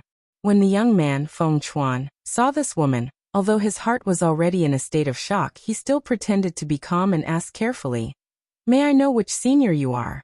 This woman gave him a lot of pressure. He was very sure that he did not know this woman. However, the fire attribute aura on this red-dressed woman was unusually strong. This made him have to be careful. In the mother parasol tree, Wu Tong said while suppressing her anger. Ancestor. Greetings, ancestor. Hearing this, Feng Chuan immediately knelt down to the mother parasol tree. The excitement on his face couldn't be described with words. He knew that the ancestor of the parasol tree would not die so easily. Feng Chuan was so excited. However, Lung Ruoxue was puzzled when she saw Feng Chuan addressing the mother parasol tree as ancestor. This doesn't make sense, right? Seeing through Lung Ruoxue's thoughts, the parasol tree explained helplessly. The parasol tree tribe and the phoenix tribe have always accompanied each other. The little phoenixes either grew up on our parasol tree or grew up together with the little parasol tree. So it's only natural for him to call me ancestor. Does he not doubt your identity? He believed you when you said you were the mother parasol tree? Don't forget, the phoenix tribe has been saying that the mother parasol tree is no longer around. Lung Ruoxue could not help but remind him. Hearing Lung Ruoxue's words, the mother parasol tree glared at her helplessly and rebuked. Little girl, which side are you on? Are you trying to undermine me? Hehe. I'm just curious. Lung Ruoxue said, a little embarrassed. If it was her, she would not easily believe the words of others. Listening to the conversation between the two, although Feng Chuan found it very interesting, he still kindly explained, We phoenixes are born with a sense of closeness to the parasol tree, so I felt a sense of closeness when I saw the old ancestor. It was just that I didn't know her identity at first, but my intuition told me that she must be related to me. Thanks, you brat, since you're calling me old ancestor. Do you still dare to deny that you know Feng Mo? The mother parasol tree said viciously, as if it was going to destroy him if he denied it. Feng Chuan was helpless when he heard the words of the violent parasol tree grandmaster. After glancing at Lung Ruoxue, he said with a slightly aggrieved tone, Lord Lianwu is the divine master's man, of course I can't admit it. Then why do you dare to admit it now? Lung Ruoxue asked with a smile. With Ancestor Wu Tong here, I guess your identity is definitely not simple. Feng Chuan wasn't stupid. He knew very well how much the Parasol Tree Mother Tree hated the Mist Ripple God Lord and the current Phoenix King. Naturally, it wouldn't join the two of them in their evil ways. Thus, he naturally had new speculations and ideas about this Lord Lian Wu's identity. You're smart. This little girl is Lung Ruoxue. The Parasol Tree revealed Lung Ruoxue's identity. After Feng Chuan heard this, his eyes instantly widened, and his face was full of disbelief. Lung Ruoxue? Was she the Lung Ruoxue that he had heard of? Lung Ruoxue, the one who has a grudge against God Lord Fog Ripple? After a long time, Feng Chuan couldn't help but ask. He had always been secretly paying attention to Lung Ruoxue's achievements and had thought that one day, he might be able to contact her. Who would have thought that before he could do anything, this Lung Ruoxue, who was rumored to have turned the entire God world upside down, had actually appeared on her own? He saw a living one. At the thought of this, Feng Chuan's eyes widened even more. He sized Lung Ruoxue up and down as if he was trying to see what kind of superhuman abilities she had that could make the entire Beast clan panic. Whenever the Phoenix King mentioned her, he would clench his teeth in hatred. But after looking at him, Feng Chuan was obviously disappointed. He had seen Lung Ruoxue's image before, but it was not the same person as the one in front of him. Obviously, the poor child didn't know about the existence of appearance-changing pills in the world. Just as Feng Chuan was still puzzled, Lung Ruoxue nodded calmly and said, "That's right, it's the one who has a grudge against Wu Cheng." "Liar! Lung Ruoxue doesn't even look like you?" Feng Chuan, who had always been calm and collected, was suddenly possessed by a baby and complained, "I've taken a disguise pill. Now that I'm here at the Feng clan, you can't possibly ask me to show my true face, right? If that were the case, the Phoenix King would have already attacked me." Lung Ruoxue said helplessly as Feng Chuan's IQ suddenly dropped. The look of distrust on Feng Chuan's face made her even more furious. "Oh, so that's how it is." Feng Chuan nodded. He knew it. No matter how a person dressed up, it was impossible to make themselves unrecognizable. Then he seemed to have thought of something and asked in embarrassment, "Can you let me take a look at the disguise pill? This is the first time I've heard of this pill." "Sure." Lung Ruoxue felt rather helpless. She then took out a disguise pill and gave it to Feng Chuan. Feng Chuan was curious and ate it without thinking. After that, she bounced around and asked the two of them excitedly, "Forefather Lord Lianwu, has my appearance changed?" Seeing this, Lung Ruoxue exchanged a look with the Mother Parasol Tree helplessly. Her eyes were red as she said, "This is the secret you guys have planted?" "Yes."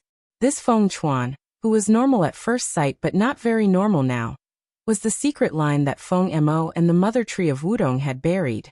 However, the Mother Tree of Wudong had never looked for Feng Chuan, and that Feng Mo, who was the leader of the secret guards of the previous Feng King, had the foresight to bury Feng Chuan as a secret line after he noticed the abnormality of Feng Tong.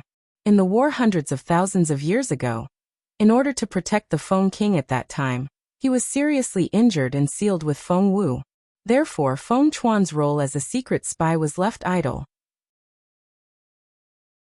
Feng Chuan, who could be considered smart, in order to hide his identity, had always done his job as the leader of the secret guards and had withstood all kinds of tests from Feng Tong. In general, Feng Tong was quite satisfied with him.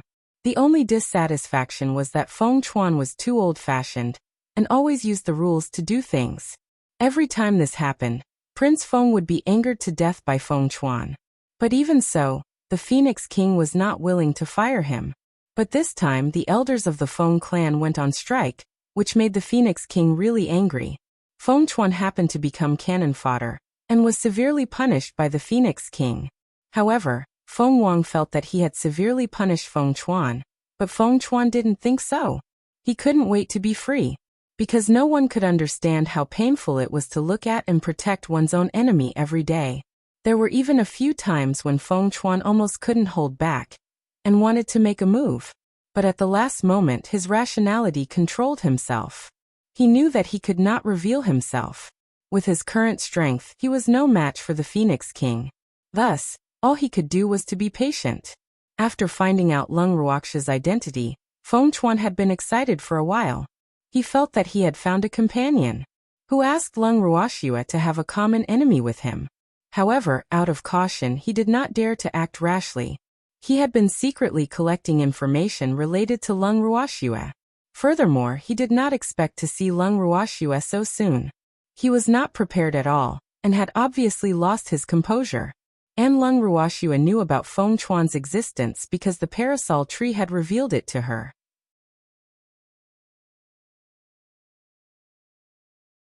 Chapter 2433. You're Not Fighting Alone 1. When Lung Ruoxue first found out that the previous Phoenix King had a trick up her sleeve, she was extremely shocked. It was only after the parasol tree's detailed explanation that she realized that things were not as she had thought. Feng Wu and Feng Tong were sisters. Feng Wu trusted his sister very much, and gave her a lot of power. The only ones who felt that Feng Tong was not the same on the surface and abnormal were the Mother Phoenix Tree, and the leader of the secret guards beside the Phoenix King. However, the two of them knew Feng Wu's character very well. Although they had hinted to the Phoenix King not to give Feng Tong that much power, it was a pity that the Phoenix King didn't care. In the Phoenix King's heart, Feng Tong was her only sister. How could she harm her? When Lung Ruoxue first heard about this, she had already expressed her disapproval of Feng Wu's low vigilance. She truly felt that the Phoenix King was too stupid and too naive. One must know that sometimes, the knife of a family member was much sharper than the knife of an enemy. More importantly, one could defend against the enemy's saber, but not the saber of one's family. However, Lung Ruoxue was also clear that this matter could not be entirely blamed on the Phoenix King. It could also be that this little sister of hers was too good at acting, to the point that the wise Phoenix King that the parasol tree spoke of did not notice at all. In short, for her to fall for the trap of her kin, she must have some sort of weakness. For example, the trust in family, the desire for family, and so on. When she thought about it this way, Lung Ruoxue felt a little more sympathy for the previous Phoenix King on account of Feng Zhan. After all, if it was possible, no one would be willing to be plotted against by their own family. It was precisely because of this that she was more interested in the hidden spy that the parasol tree had mentioned. She also had more expectations. But now, it seemed that she had been looking forward to it a little too early. Or could it be that this child was under too much pressure, so he had gone crazy? Looking at Feng Chuan, who was still jumping around excitedly, Lung Ruoxue couldn't help but glance at the mother parasol tree. The other party also returned her a helpless look. The two of them sighed at the same time, expressing that they were powerless to comment on Feng Chuan's actions. After a long time, after finding the organization, Feng Chuan, who was extremely excited, finally calmed down. As soon as he calmed down, Feng Chuan immediately felt embarrassed. He also knew that his reaction just now was a little abnormal, but he did not know what was wrong with him to actually do such an embarrassing thing. AI. Please understand that after being alone for so many years, the moment he heard that he also had a backer, he became abnormal. Lung Ruoxue's eyes softened as she looked at Feng Chuan. Poor kid. Lung Ruoxue expressed that she could understand his agitation. He was not fighting alone. With that thought in mind, Lung Ruoxue revealed a kind gaze as she looked at a junior and said, "Welcome to my pirate ship. You're not fighting alone." Hehe. "I'm very happy to." When Feng Chuan heard that Lung Ruoxue wanted to join them, he was immediately excited.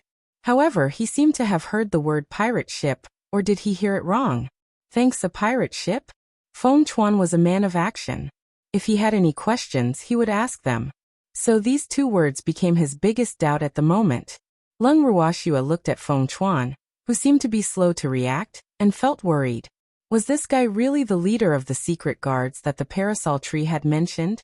In her opinion, Feng Chuan's IQ was obviously not high enough.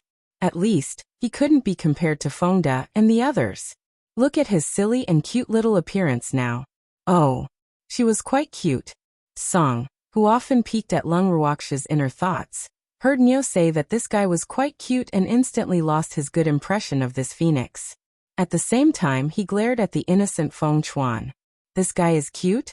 Which part of her was cute? Was he as cute as she was? Song couldn't help but secretly praise him and made up his mind. As long as there was a chance, He would let this guy understand what true cuteness was. It wouldn't allow any beast to fight for its favor. If it couldn't win against that annoying man, but it couldn't win against these beasts, could it? At this time, Feng Chuan, who had been slow to notice, also clearly felt the unfriendly eyes of the little white cat in Lung Ruoxia's arms. He was confused. He really didn't know what he had done to provoke this little cat. He also saw the little cat waving its sharp claws at him. The subtle interaction between the two of them could not be hidden from Lung Ruoxia and the mother parasol tree's eyes. However, the two of them chose to ignore it. Lung Ruoxia did not intend to participate in the exchange of feelings between Song and the spirit beasts. The parasol tree mother tree knew that it could not afford to offend Senior Tsong, so it had no choice but to remain silent. Ahem. After a long while, the mother parasol tree coughed and changed the topic. Feng Chuan, we're planning to leave Phoenix territory in a few days. What's your plan? Leave the Phoenix territory? Where is the ancestor going? Feng Chuan looked at the mother parasol tree with a face full of question marks. We're leaving with this little girl. We'll be by her side from now on. The mother parasol tree replied honestly. Arg. Old ancestor. Who are you all including? Feng Chuan asked the most important question. We the sycamore tree tribe. The mother parasol tree said with a smile. She felt that her decision was rather wise and brilliant. Then what about our Phoenix clan? When he heard that the entire sycamore tree tribe was going to leave with Lung Ruoxia, Feng Chuan started to get anxious. Although the Phoenix tribe was not welcomed by the parasol tree now, as long as the parasol tree was still in the Phoenix tribe would still see hope and wait for the day when they would be accepted, right? But what Feng Chuan didn't expect was that after all the elders went on strike, the parasol tree tribe also wanted to move collectively. Was he going to abandon the Phoenix clan completely? It wasn't hard for Feng Chuan to imagine what the Phoenix clan would be like without the help of the Phoenix tree. Woo! How could the old ancestor leave just like that? More importantly, he knew that with the old ancestor leading the way, no parasol tree would be willing to stay.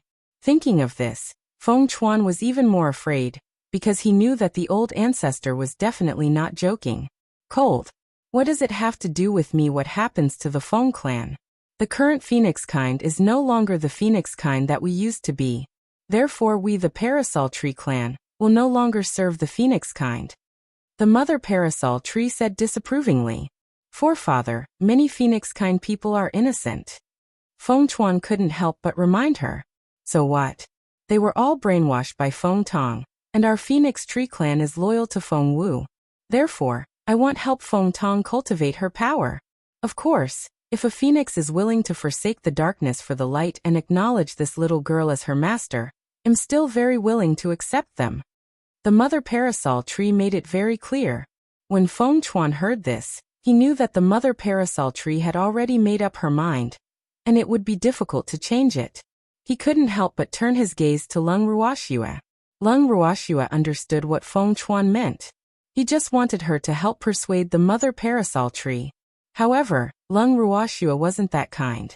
What she wanted to say was similar to what the parasol tree mother tree had said. I have the same idea. Unless a phoenix is willing to forsake the darkness for the light, I support the parasol tree mother tree to cut off their food.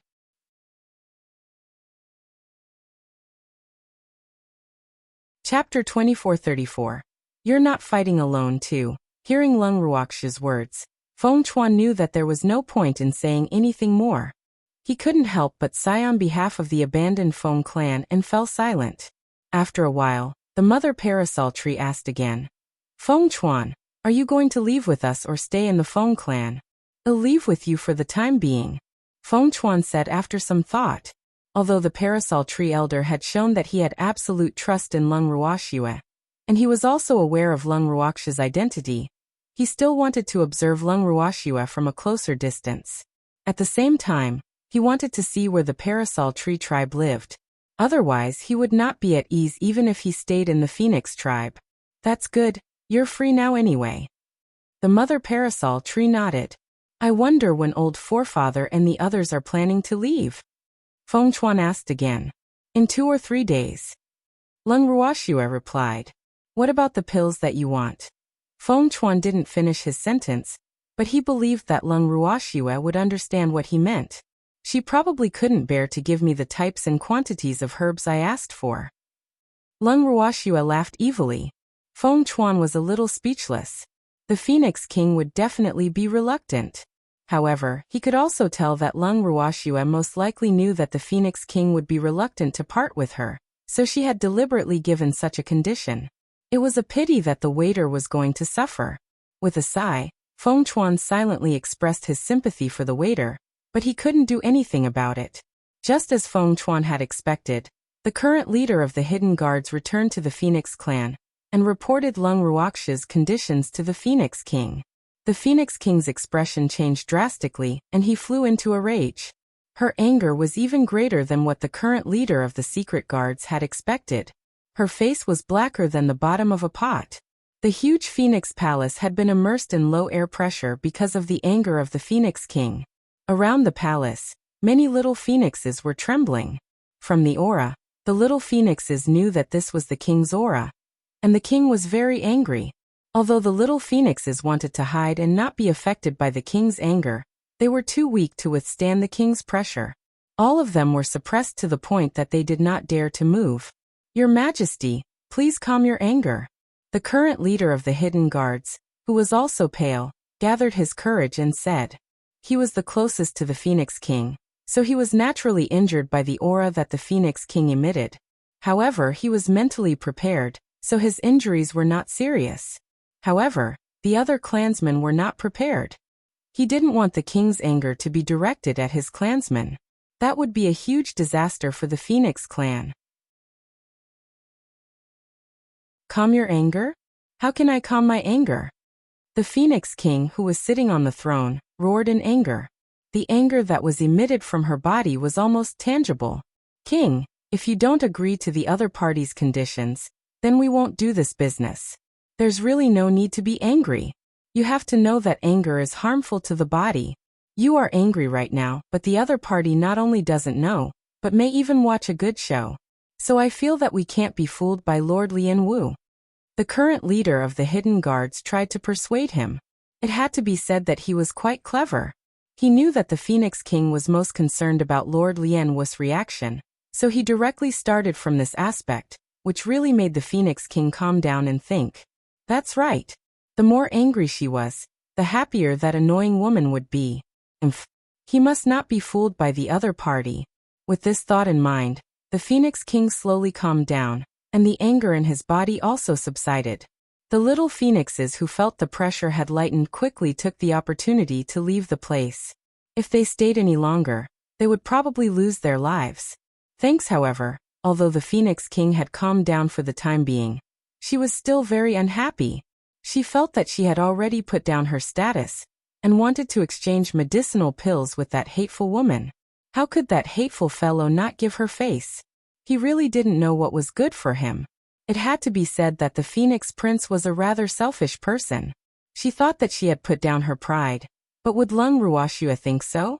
The answer was no. Moreover, Leng Ruoxue didn't think that the Phoenix King had lowered her status just because she wanted to exchange for another pill. How could there be such a cheap thing in the world? Of course, the Phoenix King was not clear about Leng Ruoxue's thoughts. Otherwise, she would be even angrier at Leng Ruoxue's insensitiveness. At this moment, the Phoenix Prince was racking her brain to think of Leng Ruoxue's faults and comparing it to her own compromise.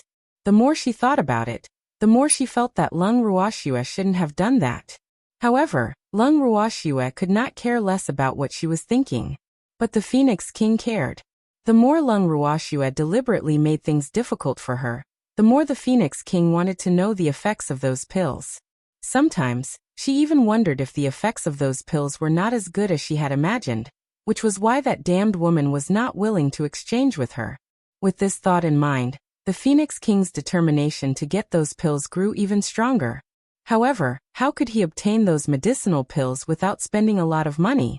She was extremely unwilling to exchange pills with the other party according to the requirements on the list. The current leader of the Hidden Guard saw the Phoenix King's frown from time to time. However, he didn't want to interrupt at this time, in case he was treated as cannon fodder by the king again. The current leader of the hidden guards, who didn't want to be cannon fodder, held his breath and tried to lower his presence. After a long time, the Phoenix King finally responded. Go and tell that bitch Lian Wu that I've agreed to use the items on the list to exchange for her pills. The Phoenix King gritted his teeth and said. The current leader of the hidden guards was obviously stunned when he heard this. He did not expect the king to agree. And it was after thinking about it for so long. This was really too unbelievable. One had to know that he was very curious as to why the king had changed his mind. However, he did not dare to ask such a question, because he could see that the king did not look very good. Yes. After being stunned for a moment, the current leader of the hidden guards immediately reacted. He turned around and was about to leave. Wait, tell her that I need 3 days to gather all the herbs. Tell her to come to the Feng clan to get them herself. After calling out to the leader of his secret guards, the Phoenix King was so angry that he gritted his teeth so hard that they were about to break. His voice was also squeezed out from the gaps between his teeth. Yes, the current leader of the hidden guards replied. He immediately headed to the Peacock clan. When Lung Ruoxue heard this news, she was stunned for a long time. Never in her dreams would she have thought that the Phoenix King would actually agree to her conditions. What had provoked the Phoenix King? If he had known that she would agree, he would have asked Qingju to write more. Lung Ruoxue truly regretted it. However, she also believed that if she wrote more medicinal herbs on it, the Phoenix King would not agree even if he died. But now, why did he feel a little depressed when the Phoenix King agreed?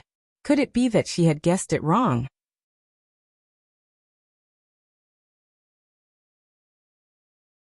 Chapter 2435. You're not fighting alone 3. Lung Ruoxue believed that this was definitely not the reason. She wasn't arrogant enough to think that everything was within her calculations, so why would she be depressed? After thinking for a long time, Lung Ruoxue finally understood. She didn't want to exchange the pill with the Phoenix King at all. Right. This must be the reason. Lung Ruoxue, who felt that she had thought things through, raised her head and saw the current leader of the secret guards, as well as Feng Chuan, who was still in disguise, staring at her. What are you still doing here? Lung Ruoxue glanced at the leader of the hidden guards, and asked in confusion. Wasn't the little phoenix supposed to be here to pass on a message? Now that she knew, why was this guy still here? She had thought that the phoenix had already returned. The current leader of the secret guards, who had been ignored for a long time, was speechless for a long time. He thought to himself, he has always been here, okay? I want to ask, where's my boss? After hesitating for a moment, the current leader of the hidden guards asked. What? Lung Ruoxue looked at the dumbfounded head guard, and then at Feng Chuan, who had just regained his senses. She asked him with her eyes, doesn't he know you are him? Feng Chuan gave Lung Ruoxue an innocent look. He was also shocked by the fact that the Phoenix King had agreed. How could he have the chance to say that he was their boss? Moreover, he really felt that he shouldn't scare the waiter anymore. Otherwise, if the waiter knew that he had changed his face, he would be scared half to death. Lung Ruoxue could tell from Feng Chuan's expression that he didn't want the other party to know. So she could only helplessly say, your boss has already returned to the Feng clan. Didn't you see? Lung Ruoxue was very serious when she said this. The current leader of the hidden guards didn't doubt her at all because he felt that there was no need for Lord Lian Wu to lie to him. As soon as he heard that his boss had gone back, he also quickly left. The moment the current leader of the hidden guards left, Lung Ruoxue glared at Feng Chuan and said, you're not leaving? That little fellow will definitely come and find you. Yes, I have to go back and make some arrangements. Where should we gather? Feng Chuan nodded and asked. There's a small mountain 1,000 m away from Phoenix territory. Do you know that place? Lung Ruoxue told them the rendezvous point that she had agreed to meet Demon, and the others at. Yes. Feng Chuan nodded. Then he asked Lung Ruoxue for the antidote for the disguise pill, and left the Peacock clan.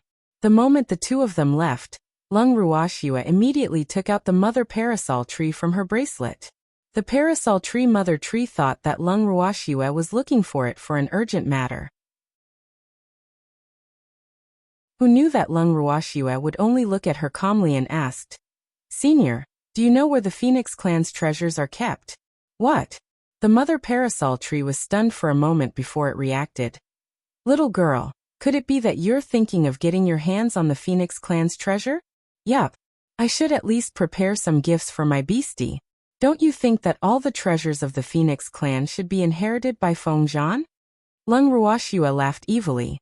Of course, by taking away the treasure of the Phoenix clan, she could also make the Phoenix King have no medicinal herbs to exchange for medicinal pills with her. This was also what she had planned for a long time, but she had not taken action yet. When the parasol tree heard Lung Ruoxua mention Feng Zhan, it nodded its head and said, "That's right.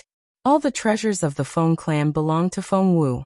It's only right that Feng Zhan, that little fellow, inherit them. I know where the Phoenix clan's treasure vault is. However, there are many traps there. I'm afraid it won't be easy for us to enter without alerting Feng Tong." The mother parasol tree continued. She could not help but shiver at the thought of the traps in the treasure room of the Phoenix tribe. Those traps were all designed by a cunning old phoenix in the Phoenix tribe. They were definitely a trap. With Tsang here, I'm not afraid. Lung Ruoxua saw that the mother parasol tree was gritting her teeth when it mentioned that area. Even though she did not understand the reason, she was smart enough not to ask. When Tsang heard Lung Ruoxua's words, he raised his snow-white claws and said, "Girl, there's no need to ask this old tree. I can find the treasure vault of the Phoenix clan. You have to believe in my ability." I just wanted to save you some trouble." Lung Ruoxua explained helplessly. Of course she believed in Tsang's ability. However, with a spy in the Phoenix clan, was there a need for Tsang to look for him? It would be a waste not to use such a convenient resource. The mother parasol tree listened to the conversation between the man and the beast and was deeply worried. Why did she have the thought that she would be led astray by them one day? This was too terrifying. The mother parasol tree did not dare to think further. However, she was quite clear that with Senior Tsang, who was famous for his destructive nature, if he really found the treasure room of the Phoenix tribe, it would not be able to be preserved. No. That treasure room was the fruit of Feng Wu and a certain someone's wisdom. They only needed to take the treasures. She would do her best to protect the treasure room. With that thought in mind, the mother parasol tree urged him anxiously. "Little girl, when are we leaving? There's no time like the present, let's do it now." Lung Ruoxua saw how anxious the mother parasol tree was and decided to play along. "Thanks, all right, let's go then." With that, the mother parasol tree pulled Lung Ruoxua along and prepared to leave. "Wait, Senior. You can't go like this. Also, you have to restrain your aura." Lung Ruoxua hurriedly called for the mother parasol tree to stop. She had only found out today that the mother parasol tree was still an impatient person. Then how do we go?" The mother parasol tree stopped in its tracks and looked at Lung Ruoxua in confusion. At the same time, it retracted its aura. Lung Ruoxua took Ling out from the bangle and instructed. "Ling, make us invisible." "Yes, master," Linging said, and at the same time he cast an invisibility technique. Before they left, Lung Ruoxua especially went to inform the Peacock King, so that the little peacock wouldn't be anxious when it couldn't find them. However, when the Peacock King heard that his master was going to the Phoenix clan's treasure vault, his thoughts immediately became active, and he strongly requested for his master to bring him along. In fact, the Peacock King had been longing for his master's invisibility for a long time. Now that he had such a good opportunity, how could he let it go? Especially since the place they were going to was an important place of the Phoenix clan. He had long heard that there were many rare treasures there, so he naturally wanted to see it first. The mother parasol tree was extremely unwilling to bring along this child who was a burden. However, Lung Ruoxua's heart softened when she saw how pitiful he was. She agreed to bring along the Peacock King, who was looking at her with a pitiful expression. As a result, the mother parasol tree complained that she had pampered her beastie too much. Lung Ruoxua laughed nonchalantly and thought to herself, if she doesn't pamper her own beastie, who else would she pamper? Just like that, he brought along Lung Ruoxua, who was a burden, and the mother parasol tree, and headed to the Phoenix clan in high spirits. On the way, the mother parasol tree introduced the treasure vault of the Phoenix tribe. There were 2 treasure rooms in the Phoenix clan. One of them was used to store rare and precious treasures, while the other was used to store precious natural treasures and precious ores. When the mother parasol tree asked Lung Ruoxua which one they were going to first, Lung Ruoxua didn't even think and directly said that they were going to the one with the herbs. Who asked him to be an alchemist? The thing he was most interested in was, of course, the herbs. Oh right, he was also a blacksmith, so ores were also quite important. Although the time she spent on refining weapons was much less than the time she spent on refining medicinal pills. However, after hearing Lung Ruoxua's answer, the mother parasol tree frowned deeply. Finally, she could not help but remind her. Little girl, are you sure? That place isn't the most precious place for the Phoenix clan. I'm sure and am certain. I'm very interested in that place, but am not that interested in the other treasure room. Lung Ruoxua said honestly. Little girl, I always thought you knew a lot about treasures. Today I know that you're an outsider. The mother parasol tree was deeply helpless. Although she knew that this little girl was only using Feng Zhan's name to empty out the Feng clan's treasure vault, she didn't mind. After all, Feng Zhan had acknowledged this little girl as his master. This girl had done a great favor to the Feng clan, and she would find a way to save Feng Wu in the future. So, she really felt that it was reasonable for the Feng clan to give her the treasure. This was the Feng clan's reward in advance. Besides, even if she didn't do this favor now, Feng Zhan, that ungrateful little fellow, would still want to give all his good things to this girl. Since he knew this, why not do her a favor? In addition, she really didn't want the Feng clan's treasure to fall into the hands of that bitch Feng Tong. That would make her depressed. After comparing the two, she was smart enough to choose Lung Ruoxua. However, this little girl's taste really made her speechless. Those medicinal herbs were not worth much money at all. The most valuable things were in the other treasure room. What if? She was saying what if Feng Tong found out about their theft? At that time, that bitch would definitely be more vigilant. At that time, if they wanted to go to the other treasure room to steal something, it would not be so smooth. However, Lung Ruoxua was completely unaware of the mother parasol tree's internal struggle. As for Azure, even if he knew, he wouldn't care. It was just the Phoenix clan. What's the big deal? If they really startled Feng Tong, at worst, they would just rob her openly. One had to say that Song's bandit attributes weren't light.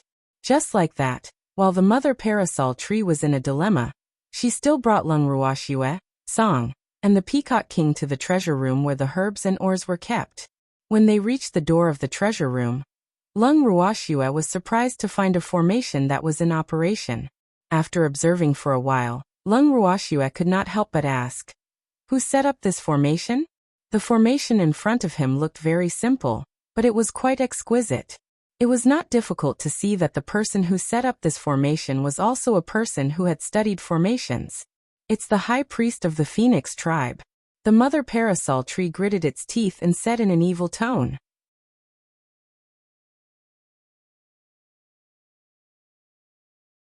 Chapter 2436. It feels good to have someone caring for you. 1. The high priest of the Phoenix tribe? Lung Ruoxua was not unfamiliar with these words. However, from the tone of the parasol tree's voice, could it be that there was a story between the mother tree and the Phoenix tribe's high priest that had to be told? Lung Ruoxua's curious gaze drifted towards the mother parasol tree, causing the mother parasol tree to fly into a rage. This girl's gaze was too. At the thought of this, the mother parasol tree could not help but roar in anger. Bad girl, what's that look in your eyes? I'm really going to die of anger. The mother parasol tree was furious. The consequences. However, the consequences weren't too severe. As soon as she finished shouting, Azure's icy glare landed on her body, causing the mother parasol tree's heart to tremble in fear. Sob. How could she have forgotten about Senior Tsong? This was such a huge low-level mistake. She shouldn't have ignored Senior Tsong's existence, just because he looked like a harmless kitten. But now he had just shouted at his master, and Senior Azure was furious. The sudden change made the mother parasol tree instantly act like a mistreated little wife. It lowered its head in grievance, and its beautiful dark green eyes were still filled with tears. Lung Ruoxue was also shocked by this scene. She did not expect the parasol tree mother tree to have such a side to it. This was really too unexpected and also very scary. However, Lung Ruoxue only looked at the mother parasol tree in disbelief for a short while before shifting her attention to the array. Coincidentally, she saw the Peacock King extending his claws towards the array out of curiosity. She was so frightened that she quickly stopped the Peacock King. "Little Peacock, don't do anything stupid." Lung Ruoxue broke out in cold sweat from the Peacock King's audacious actions. However, the Peacock King replied in an extremely aggrieved manner. "I want to help you break the formation." Lung Ruoxue was stunned when she heard that. Did she hear wrongly? This little peacock said that she would help them break the formation? Does he also know about formations? You know about formations? Lung Ruoxue, who couldn't believe it, took a long time to react and ask. "I know a thing or two. Master, let me try. I'm very interested in the formation that the High Priest of the Phoenix clan set up." The Peacock King pleaded as tears welled up in his eyes. All right." Lung Ruoxue's heart softened when she saw the Peacock King's pleading face. However, she was more shocked than surprised by this Peacock King who knew how to use arrays. One had to know that beastie who knew how to use arrays were rare, but in such a short time, she had already heard two. One of them was the High Priest of the Phoenix tribe, and the other was the Peacock King. Following that, Lung Ruoxue watched as the Peacock King's delicate and snow-white fingers moved about, forming a series of hand seals in midair before floating towards the center of the array. After about half an hour, the exquisite formation outside the door became dimmer and dimmer.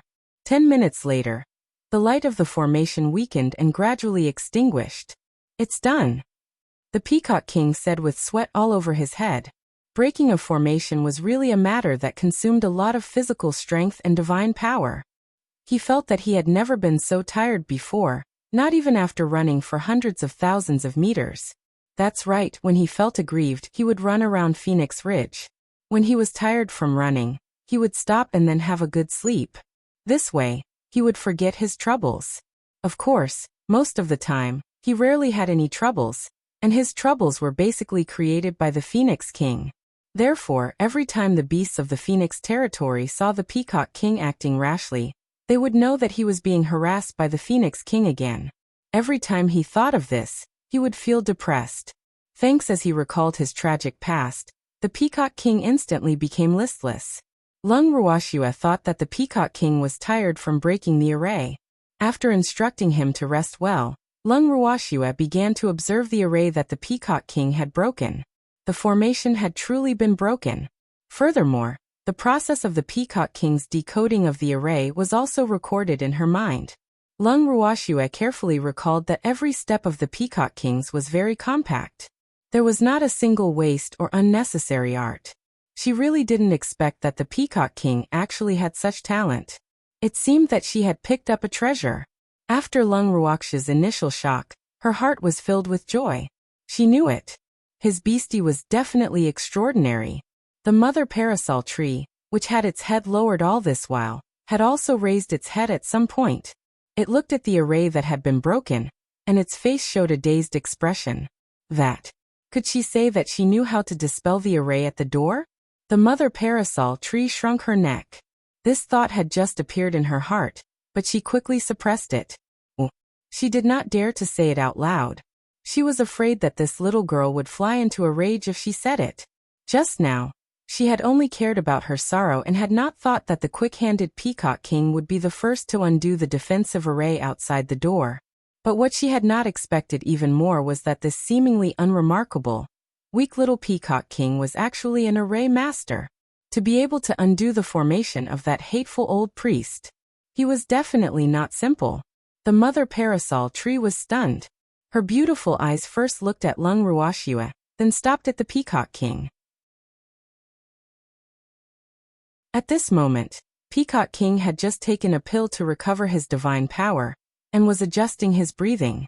However, the gaze that fell on him was too intense. Peacock King's entire body was burning. The Peacock King had no choice but to open its bright eyes.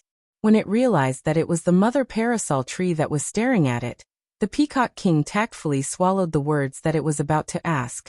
It remained silent and unconsciously moved closer to its master. Master, please protect me. This old woman looks like she wants to eat your little peacock. It was too terrifying. Well, after receiving the message from the Peacock King's eyes, Lung Ruoxue could not help but wipe the cold sweat off her forehead. She then picked up the little Peacock King, who had already recovered his energy and was glowing with health. She gave the mother parasol tree a look and led the way into the secret room. Entering the secret chamber, Lung Ruoxue was dumbfounded. What was this? Lung Ruoxue was speechless as she looked at the colorful, operating small-scale formations. This was because every place that she could see, or it could be said that every place where the herbs and ores were placed, was protected by a small and exquisite array. If she wanted to take away those herbs and ores, it was not impossible, but she had to remove the array one by one. This secret room was not small, and the herbs and ores inside were piled up like mountains and scattered all over the secret room. There were at least 8,000, if not 10,000, of these small protective arrays. How long would it take to solve them? Was this the pace of exhaustion? Lung Ruoxue was deeply worried. After being in a daze for a long time, she slowly reacted and pulled the equally dumbfounded Mother Parasol tree over, asking, "These formations were set up by the High Priest of the Phoenix kind? Is he trying to tire the thief to death?"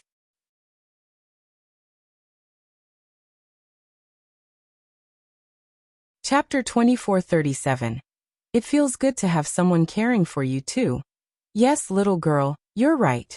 When the High Priest was responsible for the construction of these two secret rooms, he had said that whoever dared to steal from the Phoenix clan would be exhausted to death. If the thief didn't die from exhaustion, and even managed to steal the treasure of the Phoenix clan, then it's his good fortune and the Phoenix clan will definitely let bygones be bygones. The Mother Parasol tree explained in a low voice after wiping the cold sweat off her forehead. Lung Ruoxue expressed her helplessness. The Peacock King, who was initially excited, had turned numb after seeing so many formations. Previously, breaking a single formation had already used up a third of his divine power and physical strength. Now that there were so many formations before him, the Peacock King was certain that he would be exhausted to the point of spitting blood. By the way, little girl, you must be careful in cracking this array, because there are traps in these arrays.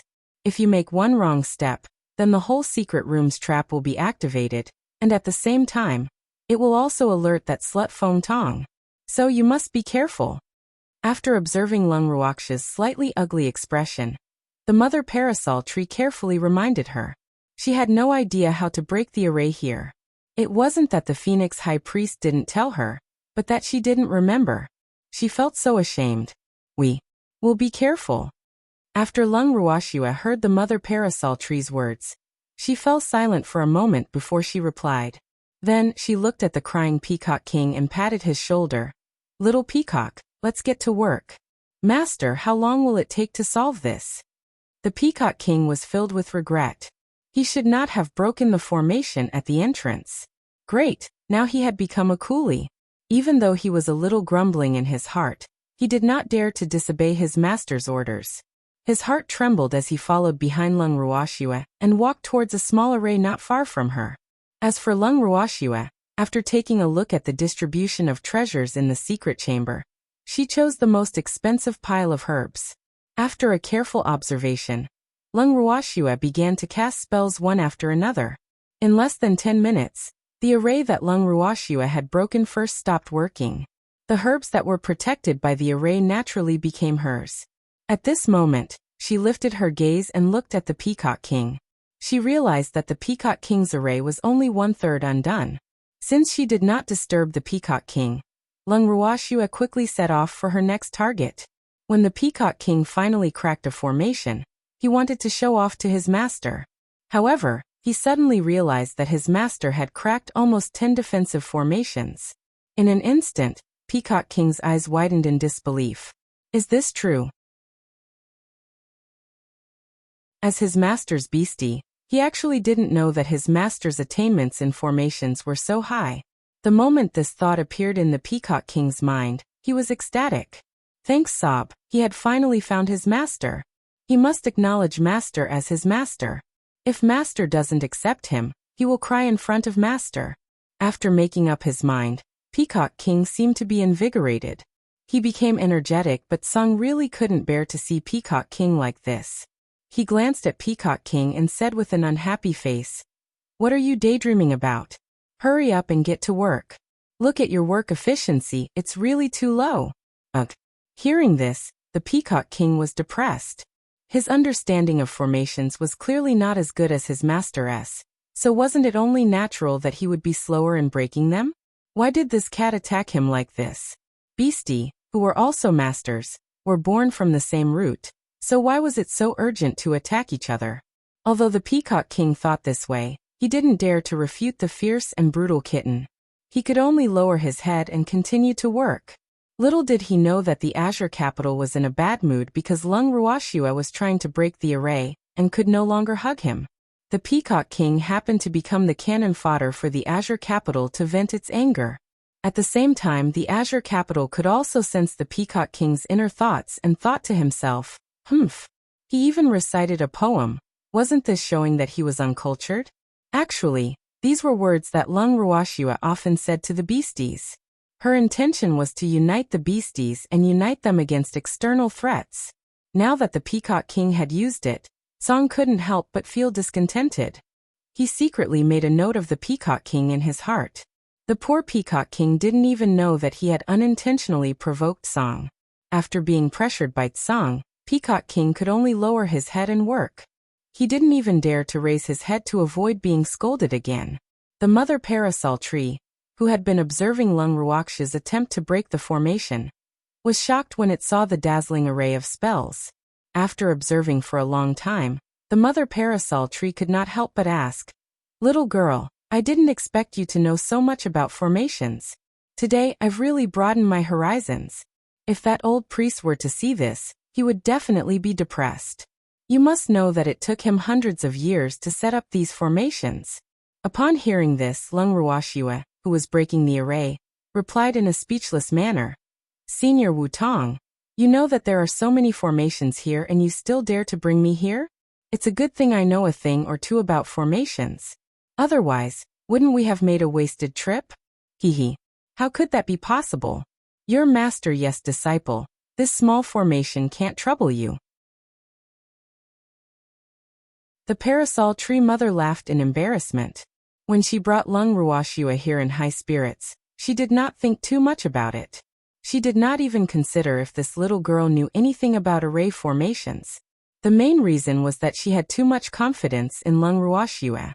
In addition, she had Senior Song's assistance from the side. Hence, she naturally thought that nothing could stump Lung Ruoxua. What's a small formation like this, right? One must know that the old priest of the Feng clan had been taught by Master Yu in the past. Master Yu had only given him a few casual pointers, but the old priest's achievements in the field of formations were already amazing. Not to mention that this little girl was Master Yu's disciple. She must have learned a lot from Master Yu. The mother parasol tree thought to itself. However, she had overlooked one point, and that was that even as the Master Yu's disciple, she might not know how to use arrays.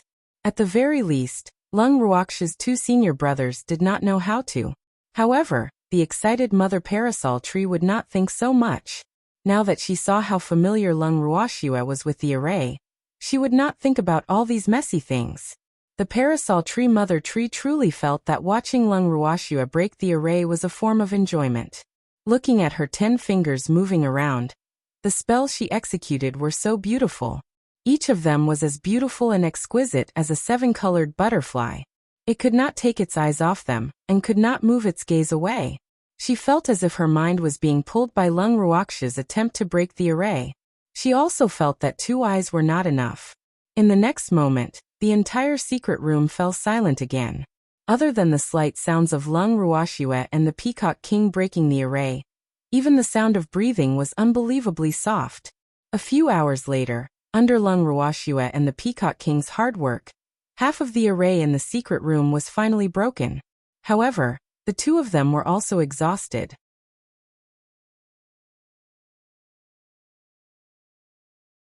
Chapter 2438. It feels good to have someone caring for you. 3. Finding an empty space, the two sat down to adjust their breathing. They took a few pills to replenish and power, and their tired bodies were slightly relieved. However, neither of them had any thoughts of breaking the array immediately. Now they felt like vomiting as soon as they saw the array. There were simply too many formations. Glancing at the two of them, Song-yi snuggled up to Lung Ruoxia's legs. After rubbing against her fawningly, she said with a smile, "Nyo, I know you're tired. Do you want me to do the rest? Azure can also break the formation." Lung Ruoxia was surprised. Why hadn't she heard Song mention it before? I know how to set up and destroy formations." Azure raised her head and said proudly, in this day and age, who still put in the effort to learn how to break formations? Just destroy it directly. Hearing this, Lung Ruoxia didn't know how to react. Destroy the formation? If she didn't understand it wrong, it meant to violently destroy the array, right? Looking at Song Xiaoxiao's body, Lung Ruoxia couldn't understand why this little thing's thoughts were so violent. This was seriously inconsistent with its size. After a long while, Lung Ruoxia finally could not help but remind him, "Song, if you destroy the formation, you will be discovered by the Phoenix King. The herbs I want will also be destroyed. Girl, you have to believe me, I will protect these herbs well." Song raised his little white paws and promised. If it wasn't for the fact that Nyo was so tired that she was about to vomit, he wouldn't help. Most of the time, Song liked it when Lung Ruoxia did everything herself. This way, she could get some training. However, there were too many arrays in front of them. Their time was tight and their task was very heavy. Hence, Song knew that he had to act. This was the only way to save time. Otherwise, the longer he delayed, the more dangerous it was for him to be discovered by the Phoenix King. Although it wasn't afraid of the Phoenix King, their actions couldn't alert the Phoenix King. It must be known that it wasn't a wise choice to fight the Phoenix King now. At the very least, it hoped that when Nyo's strength was a bit stronger and was evenly matched with the other party, the two sides would truly shed all pretenses of cordiality. But now, it was not the right time yet. Hearing Song's promise, Lung Ruoxia pondered for a while before saying, "Song, I understand what you mean. However, it's better for me and the Peacock King to continue breaking these formations. Although we're about to puke from breaking the formation, this is also a good training for us. It's a rare opportunity." All right then. Seeing Nyo so stubborn, Azure didn't insist. His heart ached for Nyo because she was too tired. Otherwise, he wouldn't have taken the initiative to ask for help. But now that he heard Lung Ruoxia reject his help, Song wasn't angry at all. Instead, he was rather happy. This was what it liked about Nyo. As the saying goes, it's better to rely on yourself than on others. After all, relying on other people's help was only temporary. After resting for a while, Lung Ruoxia and the Peacock King continued with their work. The parasol tree mother tree, who was watching from the side, saw that Lung Ruoxia and the Peacock King were so tired that their faces were pale, but they still persisted in their work. She could not help but feel a trace of admiration for the two of them. And the Peacock King's impression in her heart also improved greatly. Who asked the original Peacock King to be a useless pretty boy in the eyes of the parasol tree? He didn't expect that this pretty boy would still be of some use now. Could this be what humans often said? That you can't judge a book by its cover? The parasol tree mother tree sized up Lung Ruoxia and the Peacock King. From the corner of her eyes, she inadvertently caught a glimpse of Tsong, who had a look of relief on his face. Instantly, she shuddered and her little heart trembled. This senior was a violent one. She must stay away from him in the future. Only the heavens knew how scared she had been when she heard Senior Azure say that he was going to use abnormal means to destroy the spirit array here. She was so worried that the little girl would agree to this in order to save time, but she didn't dare to say anything to stop him. Otherwise, this senior would definitely fly into a rage. It was a good thing that the little girl Lung Ruoxia had rejected him in the end. Otherwise, the consequences would be unimaginable and would alert the enemy. She wasn't afraid of being discovered by Feng Tong. Instead, she was afraid that Feng Tong would join forces with Rime Ice and make the other party on guard. At that time, the difficulty of their operation to rescue Feng Wu would increase greatly. This was not something she wanted to see. It's all right now. In any case, even if the things here were lost, Feng Tong would not know who did it. At the thought of this, the mother parasol tree, who had calmed down, could not help but reveal a lecherous smile. She believed that when Feng Tong found out about this, she would be so angry that she would vomit blood. However, the mother parasol tree did not know that its little thoughts had already been seen through by Azure, but it was too lazy to care. 3 hours later, the secret chamber's array was finally cracked. Thanks, Lung Ruoxue and the Peacock King relaxed and fell to the ground. At this moment, both of their foreheads were drenched in sweat and their faces were frighteningly pale. In order to save time, the two of them broke through the array, while taking pills to replenish their divine power. In addition, they became more and more familiar with the array here, so from the second half of the journey, the speed at which they broke through the array became faster and faster. Seeing that his girl was exhausted, Azure considerately took out a small handkerchief from God knows where, and attentively wiped the cold sweat off Lung Ruoxue's forehead. The mother parasol tree was in charge of collecting the herbs in the secret room. In the later stages, in order to not affect the speed of breaking the formation, all the herbs and ores were collected by the mother parasol tree. As for the Peacock King, who was as tired as a dead dog, no one cared about him. Looking at the cold treatment he received, the Peacock King wanted to cry but had no tears. He couldn't hurt a child without a mother. Although the Peacock King was not surprised by his treatment, he still felt uncomfortable when he met them. However, he did not dare to let this ferocious kitten and the mother parasol tree take care of him. If that happened, he would die faster. AI. Looking at the current situation, not only was he a child without a mother, his strength was also inferior to others. Thinking of this, he truly felt that he could only take care of himself. After taking a few pills to replenish his divine power, the Peacock King immediately sat down cross-legged to regulate his breathing. Upon seeing this, Lung Ruoxue moved the Peacock King into the bracelet. When she saw that the mother parasol tree had also finished collecting the herbs and ores, she then brought the remaining 2 humans and 1 beast into the bracelet. Rest here. We'll continue to the next room after we've rested enough. Lung Ruoxue smiled. Even though she was exhausted, they had gained a lot. Hence, she was in a good mood. When the Peacock King heard this, he almost jumped for joy.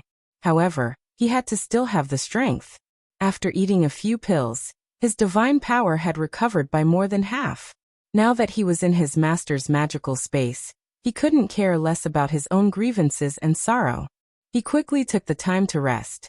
After all, his master could adjust the flow of time at will here. This made him feel that he still had plenty of time. At this moment, a deep voice sounded in the Peacock King's ears. Have some fruit. Peacock King raised his head and saw a tall shadow blocking his view. The owner of the shadow was the Eagle tribe leader. The eagle was still looking at the Peacock King with concern. It stuffed the fruit into the Peacock King's hand. The Peacock King gave him face and bit into the fruit. He was moved to tears. Sob, it felt so good to have someone care for you. The Peacock King had never expected that the Eagle tribe leader, who had always looked down on him, would suddenly show concern for him. This surprised him greatly. At the same time, his pair of probing eyes kept sizing up the Eagle tribe leader. The Peacock King really wanted to know if the Eagle tribe leader had taken the wrong medicine.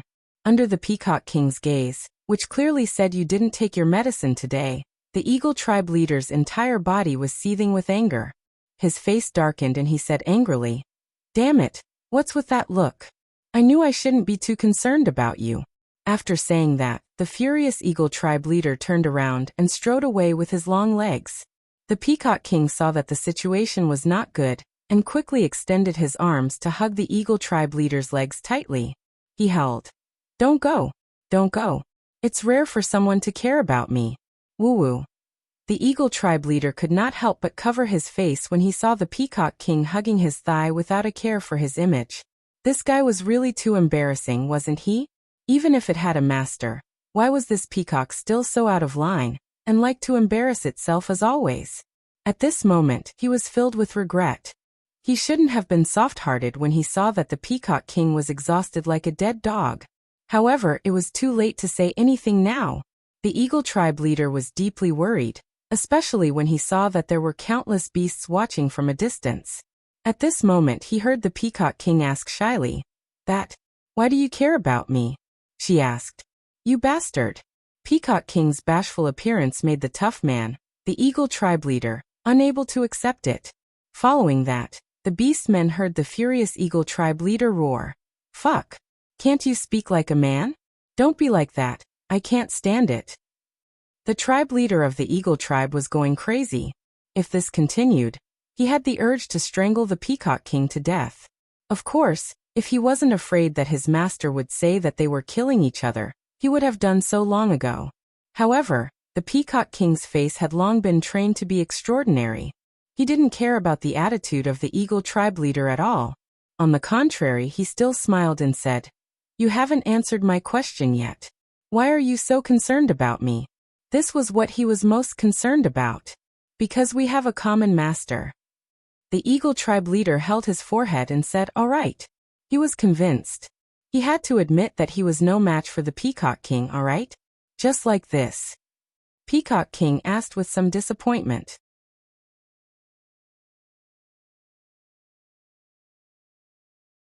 Chapter 2439. Actually, I'm not a combat-type beastie one. What else do you want to do? The tribe leader of the eagle tribe widened his sharp eyes and started grinding his teeth. Not only that, his gaze towards the Peacock King was also burning with flames of anger. The surrounding beasties could already tell that if the Peacock King dared to pull any tricks at this moment, this old eagle would definitely fly into a rage. At the thought of this, the beast men couldn't help but shiver. Then they moved to a safe place. Although they were only surrounding to watch, it was hard to guarantee that the angry eagle wouldn't kill the beast to silence it. Although it was important to watch, his life was more important. The beastmen were very clear about the current situation. It was a pity that the eccentric Peacock King was completely unaware that the eagle tribe leader had already flown into a rage from embarrassment. Instead, he spoke with a matter-of-fact expression. "I don't think you should care so much about me just because we have a common master. You should be touched by my dedication and loyalty. You should worship me, right?" The eagle tribe leader's eyes turned deep and silent. All the spirit beasts fell silent. The Peacock King's surroundings were completely silent. After a long time, all the beasts present could hear was the angry roar of the eagle tribe leader, followed by a series of loud bangs. Finally, it was the Peacock King's painful howl. "Woo! Master, save me! Help me! Someone is going to murder your cute little peacock. Master! If you don't stop it now, you won't be able to see your little peacock again. Woo! We are from the same root, so why are you in such a hurry to torture each other?" The Peacock King, who was being beaten up, was crying and wailing at the same time. The eagle tribe leader, who was beating people up, had black lines all over his forehead. Not far from them, Lung Ruoxia's eyes were tightly shut as she lay on a deck chair, turning a deaf ear to the noise. On the other hand, the mother parasol tree's impression of the Peacock King had changed greatly, so she could not bear to do it. After hesitating for a long time, the mother parasol tree finally said carefully, "Little girl, aren't you going to stop them? If the Peacock King is beaten up by that little eagle, no one will help you break the formation." After the mother parasol tree finished speaking, it even turned around to look at the Peacock King who was being beaten up. It was really too tragic. The weak Peacock King, in the face of the strong eagle tribe leader, did not have any power to fight back. He could only cover his head and hide in all directions. Unfortunately, no matter how he dodged, the eagle tribe leader would always land a punch on the peacock. The Peacock King's originally beautiful face was now covered in patches of green and purple. It was a terrible sight. Did the little girl really not care? The kind mother parasol tree looked worriedly in the direction of the Peacock King, before turning its gaze back to Lung Ruoxia. Seeing that the little girl was still resting with her eyes closed as if nothing had happened, the mother parasol tree did not know what to say. Just as the mother parasol tree was thinking about how to help the Peacock King, Lung Ruoxia's voice was heard. "Don't worry about them. The eagle tribe leader knows what to do." "Thanks, all right." The mother parasol tree replied. Since the master had said so, What else could she say? However, the Peacock King's hell was too. Out of sight, out of mind. The mother parasol tree thought for a moment before turning around and returning to her residence. Woo. Master. How can you not care about your little peacock? I'm going to be beaten to death by this eagle. Not long after the mother parasol tree left, the Peacock King continued to howl, but unfortunately, no one came to help. At this time, the Eagle tribe leader saw that he had beaten them enough and decided to stop and rest. Besides that, he also decided to stop. He knew that even if his master didn't care about it, he would still be scolded if he really beat the Peacock King up. Therefore, he had only given this Peacock King who loved beauty some superficial wounds. There were no internal injuries at all.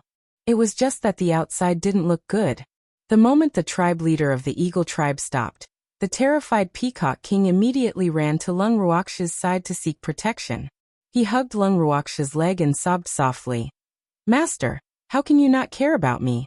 I could only watch as that eagle beat me up. Master, you've made me so sad. To think that I've worshipped you so much. Upon hearing this, Lung Ruoxia opened her beautiful eyes slightly and spat out 2 words coldly. Shut up. Master, it's not right to leave someone in the lurch. The Peacock King felt even more aggrieved when he saw his master being so fierce to him. And he reminded him in a low voice. You didn't die, did you? Lung Ruoxia said speechlessly. If she could, she really didn't want to bother with this fellow. He was too stingy. Oh, I almost never saw my beautiful master again. The Peacock King cried. No, the Eagle tribe leader won't kill you. Just relax. Lung Ruoxia rolled her eyes at the Peacock King and pointed out this fact calmly. Master is wise. When the Eagle clan leader heard Lung Ruoxia's words, he immediately coquettishly replied. All right, stop flattering me. In the future, don't get into so many fights for me, and don't hit me so hard. Lung Ruoxia shot a glance at the pig-headed Peacock King and warned the Eagle clan leader. Yes. The Eagle tribe leader nodded his head obediently, but he couldn't help but think in his heart. Master said to fight less, right? Oh. The meaning of less fighting could be understood literally. It should mean that they could still fight, but not too much. At the thought of this, the Eagle tribe leader couldn't help but look at the Peacock King provocatively. When the Peacock King received this gaze, he instantly felt a chill down his spine. He was so frightened that he shifted closer to Lung Ruoxia. The Eagle tribe leader shot a contemptuous glance at the cowardly Peacock King. After bowing to Lung Ruoxia, he turned around and returned to his own residence. After the Eagle clan leader left, Lung Ruoxia sighed helplessly and said with an exasperated expression, Why are you so useless? Don't you know how to fight back? Woo. Master, his fist is too hard. I was beaten senseless. How could I think of retaliating? Besides, even if I fight back, I can't beat him. That guy is famous in the Phoenix territory for being bloodthirsty and brutal. The Peacock King complained. Oh really? Are you sure it's not because you're too useless? Lung Ruoxia squinted her beautiful eyes as she sized up the Peacock King, who had been beaten black and blue. Absolutely not. Peacock King said with certainty. But I don't want to believe it. After I'm done with the matters in the Phoenix territory, I'll ask Azure to arrange a special training for you. Your combat strength is really too weak. Lung Ruoxia said after some thought. Master, can I not do it? Hearing this, the Peacock King was filled with grief and indignation. If he let that little kitten give him special training, would he still be alive? Furthermore, his specialty was not fighting. Could it be that his master wanted to train him to become another Eagle tribe leader? Ugh. Thinking of that violent man, Peacock King felt that he really couldn't accept it.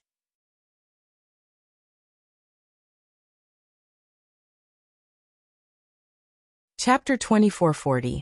Actually, I'm not a combat type ORCC2. It was really too rough, wasn't it? One had to know that he was a man of status, and temperament. He definitely couldn't have the aura of a bandit all over him, as that would affect his image too much. You can't. Lung Ruoxia rejected him immediately. Song Ziyi looked at Peacock King with a smile. I'll train you well. When Peacock King saw Tsong's expression of "You've finally fallen into my hands," he was so scared that he trembled. Then he said to Lung Ruoxue with a sad face, Master, actually, am not a combat-type beastie. Then tell me, what type of beastie are you? Hearing the Peacock King's words, Lung Ruoxue's curiosity was piqued. I'm a support-type beastie, and my most powerful point is that I have a good eye, which is not something ordinary beastie can compare to. When the Peacock King spoke of his specialty, he immediately became proud. Good eyes? Lung Ruoxue was speechless. This was considered powerful?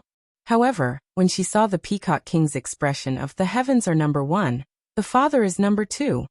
Other than being speechless, Lung Ruoxue really didn't know how to react. After a long silence, Lung Ruoxue finally asked, What do you mean by good eyes? Tell me the details. She really didn't understand. All right. The Peacock King was very happy to see his master interested. Then he began to talk non-stop. Master, our Peacock clan's vision among beasts is absolutely unrivaled. Whenever there's a big or small matter in the beast clan, many beasts would come to ask me how to dress up and how to improve their temperament. By the time the Peacock King was done nagging, Lung Ruoxue was already drowsy. She had already understood. The Peacock King liked to show off, so when Beastie needed help in this area, it would come to him for advice. Moreover, from the Peacock King's words, it was not a voluntary help. The Beastie who asked for help would be paid a certain amount. This was what the Peacock King was most proud of.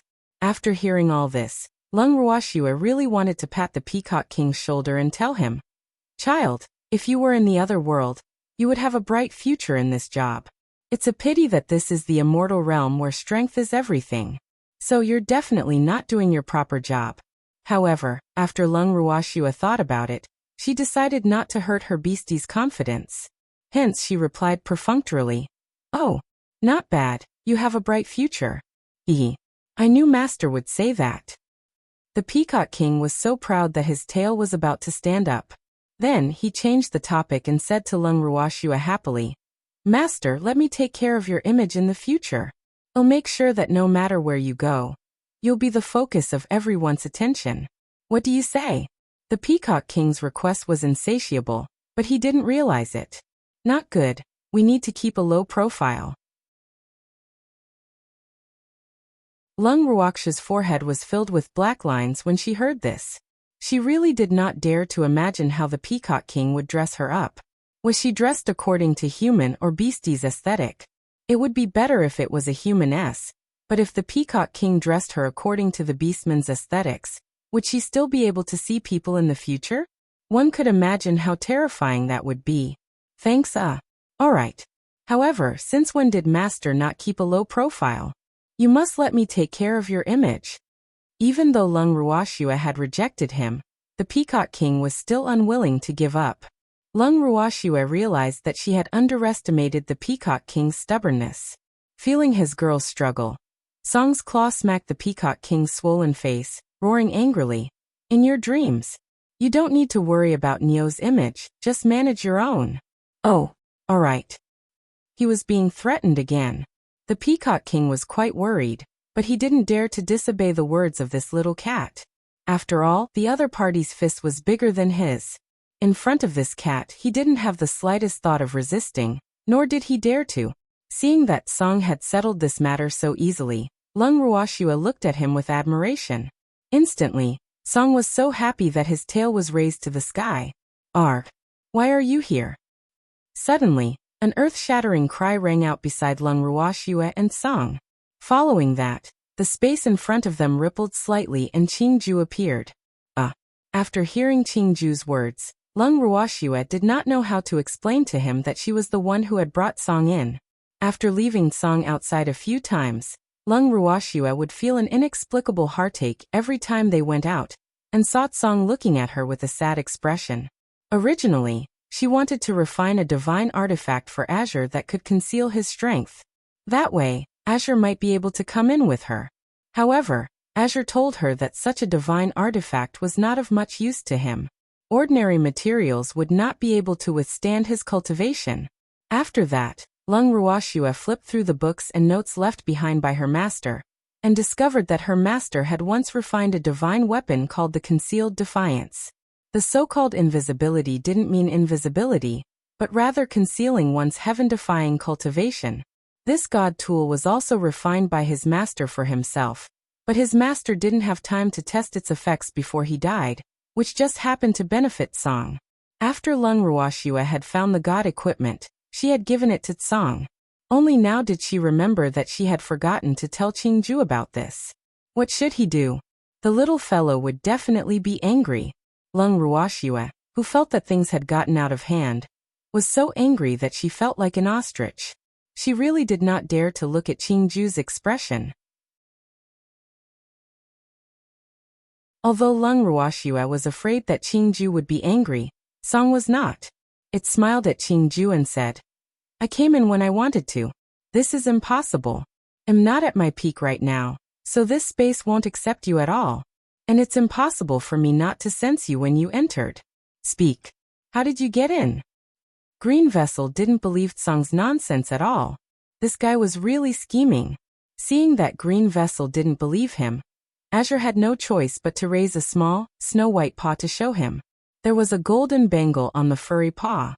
Looking at the bracelet, Qingju felt that it looked familiar, but he could not remember where he had seen it before. He could only shamelessly ask, "What is this?" "This is called Hidden Rebellion. It was made by that idiot. It's quite useful," Azure said with a smile. That idiot? Qingju did not react in time, while Lung Ruoxue could not help but cough twice. Her heart was filled with tears. Sob. This was the prelude to being exposed. "It's your previous master, Nio's master," Songming said. "Arg. How detestable. I was wondering why this thing looked so familiar. So it was refined by the old master. But is this thing of any use to you?" Qingju suddenly remembered that he had indeed seen his old master refine such an item. However, his old master had been particularly obsessed with refining weapons for a period of time. He had refined too many things, so he really could not remember what use this item had.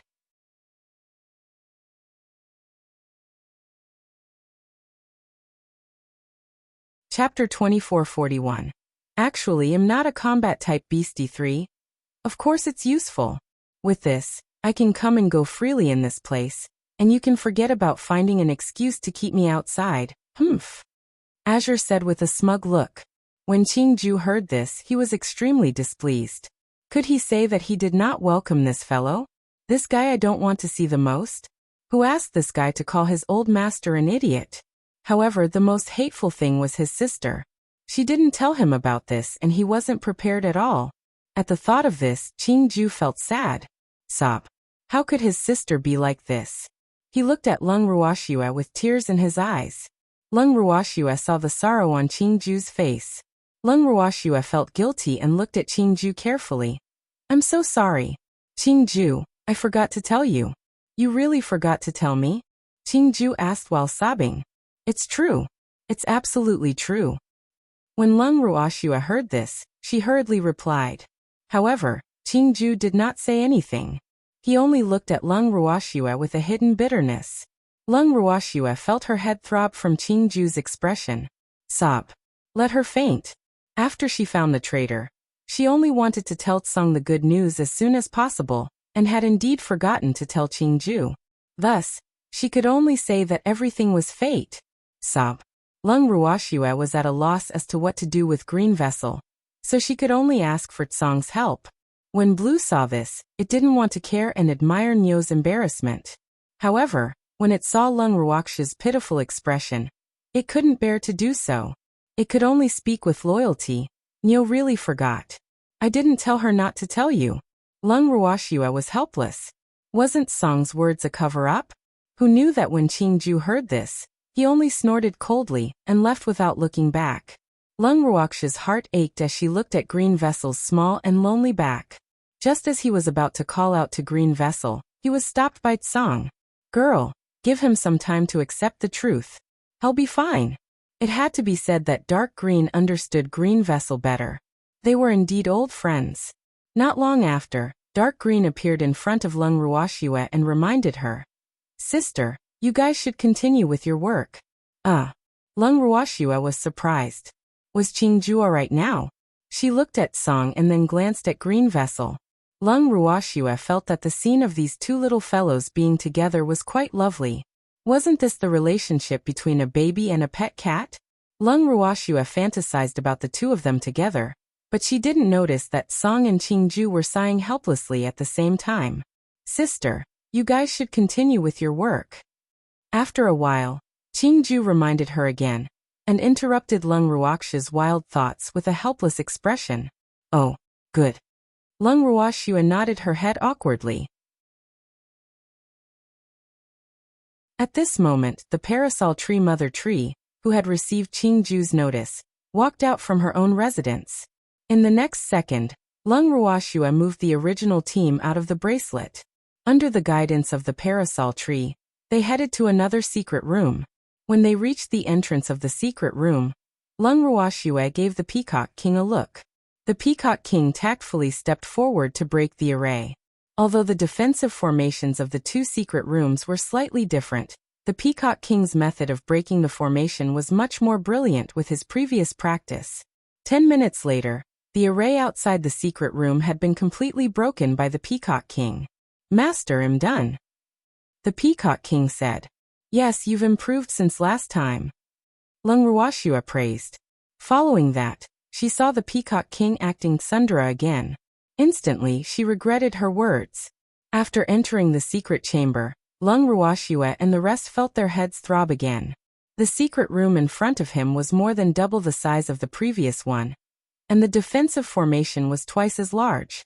This was definitely going to tire him to death. Lung Ruoxue had entered many secret chambers in the clan. She had no choice but to admit that the secret chamber in the Phoenix clan was the one with the tightest security, and the most formations out of all the secret chambers she had been to. Furthermore, he had heard from the mother parasol tree that the Phoenix tribe's treasure had never been stolen. It was obvious that any thief who saw such a secret room would turn around and leave. I can't afford to be hurt. Even if the array here couldn't kill people, breaking the array would exhaust people to death. However, Lung Ruoxue knew that she wasn't an ordinary thief. Since she had come, she didn't intend to return handed. Hence, after giving the Peacock King a look, Lung Ruoxue began to work. Thanks when the Peacock King saw this, he could only accept his fate and continue to be a coolie. Due to her training in the previous secret room, the formations here could be said to be broken within seconds by Lung Ruoxue. Even though the Peacock King could not reach that level, breaking a formation within 2 to 3 minutes was not a problem. The mother parasol tree could not help but sigh. As expected, practice makes perfect. Hearing this, Lung Ruoxue's face darkened. This wasn't practice making perfect, alright? Although there were many formations here, most of them were basically the same. Even if they weren't the same, there would only be slight differences. This was the brilliance of the High Priest of the Phoenix clan. Because no one would have thought that many of the arrays here were repeated. Those thieves who stole things would probably be confused and disoriented after seeing so many arrays. How would they still have the mood to steal? However, whoever dared to steal the Phoenix clan's treasure must be quite powerful, right? Otherwise, they would have been discovered before they could even succeed. However, Lung Ruoxue believed that no matter how strong a cultivator was, they would still have a headache when they saw so many formations. Time passed minute by minute. Dozens of hours later, the secret room's array was finally completely cracked. Lung Ruoxue and the Peacock King did not say a word and immediately collapsed onto the ground. This time, they did not rest in between. They only wanted to finish their work as soon as possible. Hence, it was even more tiring than the previous experience. Seeing the two of them lying on the ground in exhaustion, not wanting to move at all, the parasol tree mother tree, who had finished collecting the treasures, said with heartache, "Hi, poor child, you're really exhausted. Have a good rest. All the treasures of the Phoenix kind are ours now." Hearing the mother parasol tree's excited voice, Lung Ruoxue really did not want to say anything more. Suddenly, the scene in front of them changed, and they were already inside the bracelet. It was Qingju who saw that his sister was exhausted and took the initiative to help. After moving them in, Green Vessel took the initiative to send Lung Ruoxue to the bed in the purple bamboo house. He then threw the Peacock King on the cold ground in disdain. The Peacock King cried when he saw the obvious difference in treatment. Woo. It's fine if Master's inhumane beasts don't care about my life or death, but why don't my own clansmen care about me too? Was this a rebellion? The Peacock King was enraged. The consequences would be severe. After a few howls and summoning a small peacock in the mother tongue of the peacock race, the Peacock King glared at him and roared angrily, "Quickly carry me into the house." When the little peacock heard this, she was so frightened that she trembled and sobbed. "No, King. The eagle tribesman has already threatened us. Whoever cares about your life or death is his enemy, and he will definitely show us what he's capable of.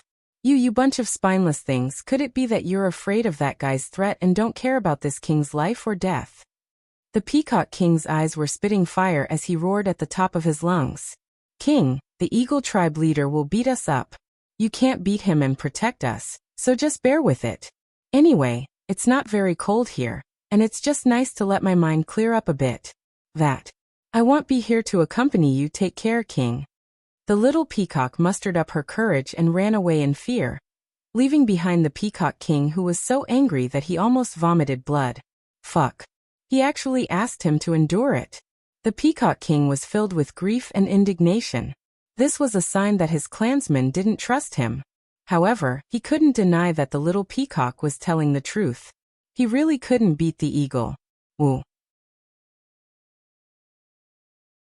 He was such a bully. The Peacock King lay on the ground in sorrow. Coincidentally, a few leaves from a tree not far away drifted over and fell on his body, making him seem even more sorrowful. After an unknown amount of time, the enraged Peacock King finally got up from the ground. After patting the dust and fallen leaves off his body, the Peacock King took heavy steps and returned to his room miserably. Then he laid down on his bed in the shape of a Chinese character. Sob. The Peacock King, who had been deserted by his friends and relatives, felt that he would never love again. Not long after he thought about this, the heartless Peacock King actually fell asleep. After waking up, the Peacock King's spirit and aura were roused. He felt that he had come back to life. He left the room in high spirits and went to the courtyard. He happened to see his master sitting in the garden, feeling refreshed. The Peacock King went up to him and said, "Master, you're awake too." Sob. "I've missed you so much. Did you sleep well?" Lung Ruoxua glanced at the Peacock King and asked with a smile, "Not good. No one's taking care of me. They're just watching me sleep on the ground. They're such bullies." Seeing that Lung Ruoxua had asked, the Peacock King brazenly complained, "Well, return to the Peacock tribe in a while, then come back to exchange for the pills with the Phoenix King." Lung Ruoxua ignored the Peacock King's words and directly told him about their upcoming journey. What? The Peacock King was also a heartless person. He had never expected his master to stand up for him. Therefore, after hearing Lung Ruoxua's words, he had completely forgotten his original intention of complaining. Instead, he was completely attracted by Lung Ruoxua's words. But what he didn't understand was, why did they still want to exchange the pills with the Phoenix King? What could the Phoenix King use to exchange with them? Did that old pervert still have money? When the time comes, you only need to watch the show. Lung Ruoxua did not explain in detail. After that, Lung Ruoxua brought her men back to the Peacock clan's territory. She turned around and brought a large group of peacocks back to the Phoenix clan openly. As the agreed time was 3 days, and today was the day that the deadline was due, when the Phoenix King heard that Lung Ruoxua had come to visit, he immediately got someone to invite her in.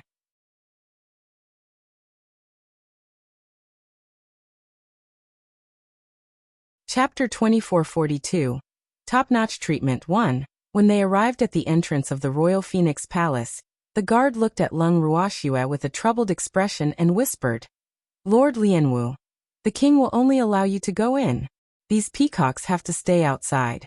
Hearing this, Lung Ruoxua turned around and looked at the peacocks who were all crying. She shook her head and said, "No, I have to take them with me. They still have to protect me. If I can't reach an agreement with your king, and he wants to attack, they're my helpers." Lung Ruoxua's words were spoken in a matter-of-fact manner. Her voice was not soft either, causing the guard's forehead to be covered in cold sweat. In the Royal Phoenix Palace, the Royal Phoenix, who was sitting high up on her throne, gritted her teeth when she heard the conversation. Damn that Lianwu. Didn't we already discuss the conditions? Why couldn't they come to an agreement?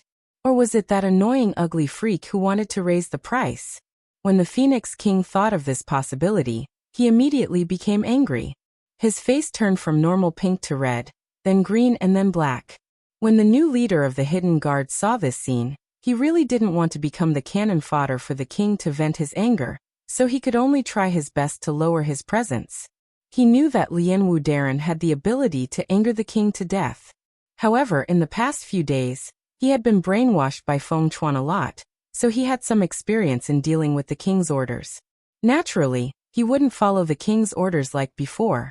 In the main hall, the Phoenix King was secretly angry. Outside, Lung Ruoxue was in a deadlock with the guard who was in a dilemma. The peacocks behind her also looked like they had to enter no matter what. The guard really wanted to knock himself unconscious with a piece of tofu. Sup? Isn't this too much bullying? The guard was very worried. He truly didn't want to go against Lord Lianwu, but he couldn't disobey the king's orders. After a long while, "This is the king's order. I can't make the decision," the guard stammered. "Don't worry, I won't make things difficult for you." Lung Ruoxue understood. Then, she stretched out her snow-white hand and aimed it at the guard's neck. Before the guard fainted, he had a relieved smile on his face. Before he fainted, he was thinking, "This is good. There's nothing for me to do now. Let's go in." After she was done, Lung Ruoxue turned to the peacocks behind her. "Oh, go in. Go in." The excited peacocks howled and surrounded Lung Ruoxue as she pushed open the doors of the great hall. When Lung Ruoxue saw this, she could not help but cover her face. She thought to herself, "Can you not cheer like this? You're not wolves." Upon entering the main hall, Lung Ruoxue immediately saw the Phoenix King, who did not look too good. She quickly asked out of concern, "Phoenix King, you haven't recovered from your injuries, eh?" "It seems that you were quite badly injured last time. Be careful in the future, and don't let yourself be indulged. Why do you care?" The Phoenix King was so angry that she gritted her teeth.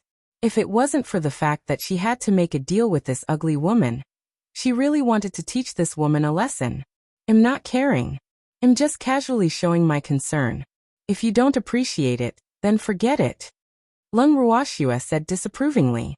After she finished speaking, she found a chair and sat down without any hesitation. Thanks. Looking at the empty main hall, Lung Ruoxue said fastidiously, "Your Highness, your place is so deserted. Are the elders still not done?" She had touched on a sore spot, and the Phoenix King was once again enraged. Red, white, green, and black appeared on the Phoenix King's face one by one. In the end, her face turned into an ugly dark gray. Lung Ruoxue's smile became even more cheerful when she saw this. In order for the transaction to go smoothly, the Phoenix King could only suppress her anger and ignore Lung Ruoxue's provocation. However, her fiery red phoenix eyes were fixed on Lung Ruoxue. If looks could kill, Lung Ruoxue would have died 1,000 times over. "Phoenix King, if you have something to say, then say it. Don't look at me like that. I'm so scared." Lung Ruoxue feigned fear after receiving the sharp glare from the Phoenix King, who knew that when the Phoenix King heard these words, he was quite scornful. You're still afraid? Do you know how to write the word fear?"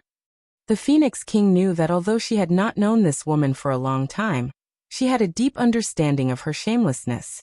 The Phoenix King believed that even if all the people in the immortal realm were afraid of him, this woman would not be afraid. Thinking of this, the Phoenix King's anger rose by a few levels. Wasn't this annoying woman relying on that bitch, Wucheng, to support her? Without Fog, how could such a woman be his opponent? How would he dare to snatch the Peacock King from her? The Phoenix King's fury rose once again when she saw the Peacock King standing beside Lung Ruoxue, like a little bird. "I'm seeing this adulterous couple acting all lovey-dovey in front of me again. Damn it." If it was possible, the Phoenix King really wanted to tear this shameless couple into pieces. Seeing the Phoenix King's face changing like a color palette, and the flames of anger in his fiery red phoenix eyes from time to time, Lung Ruoxue did not need to guess to know that the Phoenix King was probably very angry. However, It was a good thing that she did not know what the Phoenix King was thinking at this moment. Otherwise, she would definitely be depressed. At that time, Lung Ruoxue would definitely say, "Auntie, what's with your gaze?" There was clearly a fist's distance between her and the Peacock King. How did the two of them become so intimate that they were an eyesore? However, at this moment, Lung Ruoxue, who only knew that the Phoenix King was very angry but did not know what she was thinking, could only remind her when the Phoenix King did not speak for a long time. "Phoenix King, if you asked me to come here just to stare at me, then I want to accompany you. I still have a lot of things to do.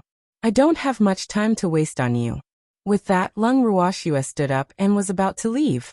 However, she had only taken 2 steps when the Phoenix King, who had regained his senses, called out to her and suppressed his anger. "Wait. We haven't even made the deal." So the Phoenix King still remembers this. Lung Ruoxue said with a smile. Lung Ruoxue's smile was an eyesore to the Phoenix King. Fuck. Of course she remembered, but when she saw this damned woman Lian Wu, she almost couldn't control her anger. However, the Phoenix King was clear that he couldn't let this woman leave just like that. Otherwise, who would be able to satisfy her curiosity about the pill? The Phoenix King, who wanted to know if the elixir was really that effective, had been thinking about it for several days. If she still didn't know, she would go crazy. After taking a few deep breaths, the Phoenix King forced herself to calm down and quickly said, "Let's exchange for the pills. I'll order someone to retrieve the item you've requested." "All right," he said. Hearing this, Lung Ruoxue sat down again. The expression on her face was unusually calm and composed. However, the heart of Peacock King, who was beside her, could not help but race. Oh my God! The Phoenix King had sent people to retrieve the treasures. If she knew that all those things had disappeared, would she let them walk out of the Phoenix territory alive? Thinking of this, the Peacock King shivered. He had seen the Phoenix King's anger before.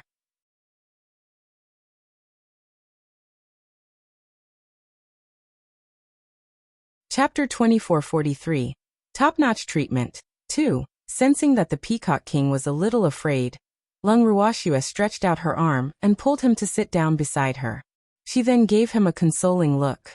The moment the Peacock King saw this, he immediately felt at ease. Oh. With Master around, they would not let the Phoenix King blame them. The interaction between the two of them was once again captured by the Phoenix King's eyes. It caused the anger that the Phoenix King had suppressed to rise again. Actually, Lung Ruoxue and the Peacock King's actions were extremely normal. However, in the eyes of the Phoenix King, who was burning with jealousy, they were extremely unpleasing to the eye. Right at this moment, the Phoenix King's trusted aide, the head butler, ran into the main hall with a flustered look on his face. With a long face, he cried out in tears, "King, it's not good. Our treasure room has been broken into." "What did you just say?" When the Phoenix King heard this, he stood up from his throne with a whoosh. "Your Majesty, the treasure room has been broken into. The medicinal herbs and ores inside have all disappeared." The trusted butler of the Phoenix King trembled as he reported. His pretty little face was as pale as snow, and his body couldn't help but tremble. "This is impossible," the Phoenix King said angrily. Then she teleported and disappeared. As for Lung Ruoxue, she remained calm and composed as she sat on the chair. On the other hand, Peacock King could not help but remind her, "Master, should we find an excuse to leave? Otherwise, the Phoenix King will not let us off. Why won't you let us go? We're just sitting here. She can't possibly blame us for what she lost." Lung Ruoxue replied disapprovingly, "Master, the Phoenix King loves to vent her anger.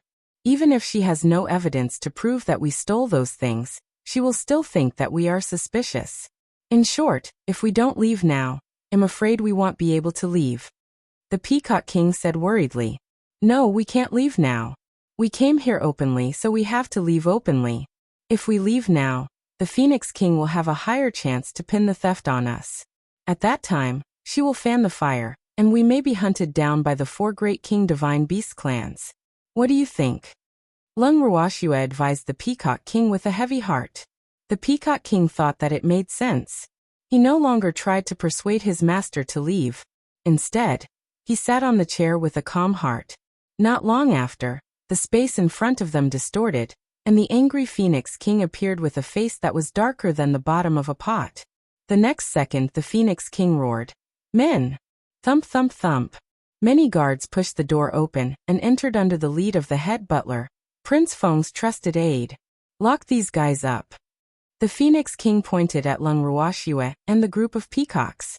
"What is the meaning of this, Phoenix Prince?" Hearing the Phoenix Prince's words, Lung Ruoxue raised her brows and asked indifferently, "Humph. What did he mean?" "You're the biggest suspect in the theft of the Feng clan." The Phoenix King roared, and his face darkened even more. This time, she couldn't suppress her anger at all. The treasures of the Feng clan for hundreds of thousands of years had disappeared just like that. She didn't even know who did it. How could she not be angry? Therefore, Lord Lian Wu, who had come to trade with her, naturally became her punching bag. Thanks at this moment, she couldn't care that this Lord Lianwu was one of that bitch, Wyan's people, humph. The Feng clan had been robbed, and this woman had to be a suspect. Otherwise, who could she vent her anger on? It had to be said that the Peacock King knew the Phoenix King quite well. Under the circumstances that he didn't know who the thief was, the Phoenix King could only force the matter on Lianwu's head, treating them as suspects and venting his anger on them. Who asked the only outsider in the Phoenix territory to be this woman? If the Feng clan lost something, who else could they look for other than her? This time, this hateful woman can forget about escaping. The Phoenix King thought to herself hatefully. She had already decided in her heart that she would definitely teach this woman a lesson. She wanted to let this ugly woman know the consequences of going against her. In just a short moment, the Phoenix King had not only identified Lung Ruoxue as the biggest suspect in the theft case, but had even thought of how to torture her. When she thought about how she would have the chance to torture this damned woman and the Peacock King, the anger she felt towards the theft miraculously dissipated. "Phoenix King, do you have any evidence?" Lung Ruoxue asked with a faint smile. "Humph. There's no need for evidence. You can't escape responsibility for this." The Phoenix King pretended to be certain, but deep down, she was gritting her teeth in hatred. Lung Ruoxue's calm and composed expression made it seem as if she was mocking her. She was an eyesore. Convicting someone without evidence? Was this a rule set by the Divine Master's estate? Moreover, according to your excuse, I just lost a piece of low-grade crystal in your palace. You must have stolen it. You can't escape this, so I'm going to arrest you and interrogate you. What do you think? Lung Ruoxue said in an infuriating manner. Upon hearing their master's words, the peacocks around them all burst out in laughter. There were even some peacocks who were not afraid of death, and they started jeering. "Your Excellency, quickly capture this Phoenix King who may have stolen your low-grade crystal. We'll be in charge of interrogating him for you." The peacocks assumed a position that they would immediately capture people if their master gave the order. The first elder and the guards, who were the Phoenix King's trusted aide, and wanted to capture Lord Lianwu and the peacocks, were all dumbfounded and petrified. The words of Lung Ruoxue and a certain peacock made the Phoenix King so angry that the blood in her body flowed backward. A sweet and fishy taste surged out of her throat. In an instant, her mouth was filled with the taste of blood. However, the Phoenix King endured it and swallowed the blood that she had almost spat out. "Damn it! Would I steal a low-grade crystal from you?" The Phoenix King's eyes were spitting fire as he roared. "It's hard to say." Lung Ruoxue was calm and composed. "What evidence do you have?" The Phoenix King gritted his teeth and asked while suppressing his anger. "There's no need for evidence. You're definitely involved in this." Lung Ruoxue returned his words. You. The Phoenix King pointed at Lung Ruoxue with hatred. She was so angry that she could not even form a complete sentence. However, Lung Ruoxue did not seem to mind and continued to look at the Phoenix King calmly. The Phoenix King was furious. For a long time, the Phoenix King's face darkened and he was speechless. Seeing this, Lung Ruoxue did not disturb the Phoenix King's thoughts. She just sat quietly on the chair and watched her. Half a day passed by quickly. In the end, the Phoenix King had no choice but to compromise. "Sir Lianwu, the theft of our Phoenix clan is a big matter, so please forgive me for not being calm just now. However, please understand and assist us in our investigation. Of course, we won't only investigate you. Anyone who has entered and left the Phoenix territory will become our investigation target. The Phoenix King's words were reasonable. She apologized and asked for Lung Ruoxia's understanding. Lung Ruoxia was at a loss for words. Furthermore, she did not expect the Phoenix King to be so flexible. He was obviously furious, but after thinking for so long, he could still calm down. With such endurance, it was no wonder that the Phoenix King could successfully usurp the throne. You're tuning in to the Li Mei's Wuxia Whispers YouTube channel. We're so grateful for your support, and don't forget to subscribe to join us on this incredible journey through captivating stories. Your generosity through donations truly makes a world of difference, as it's the primary source of revenue that allows me to expand and enhance this channel for you. Thank you from the bottom of my heart for being a part of this adventure.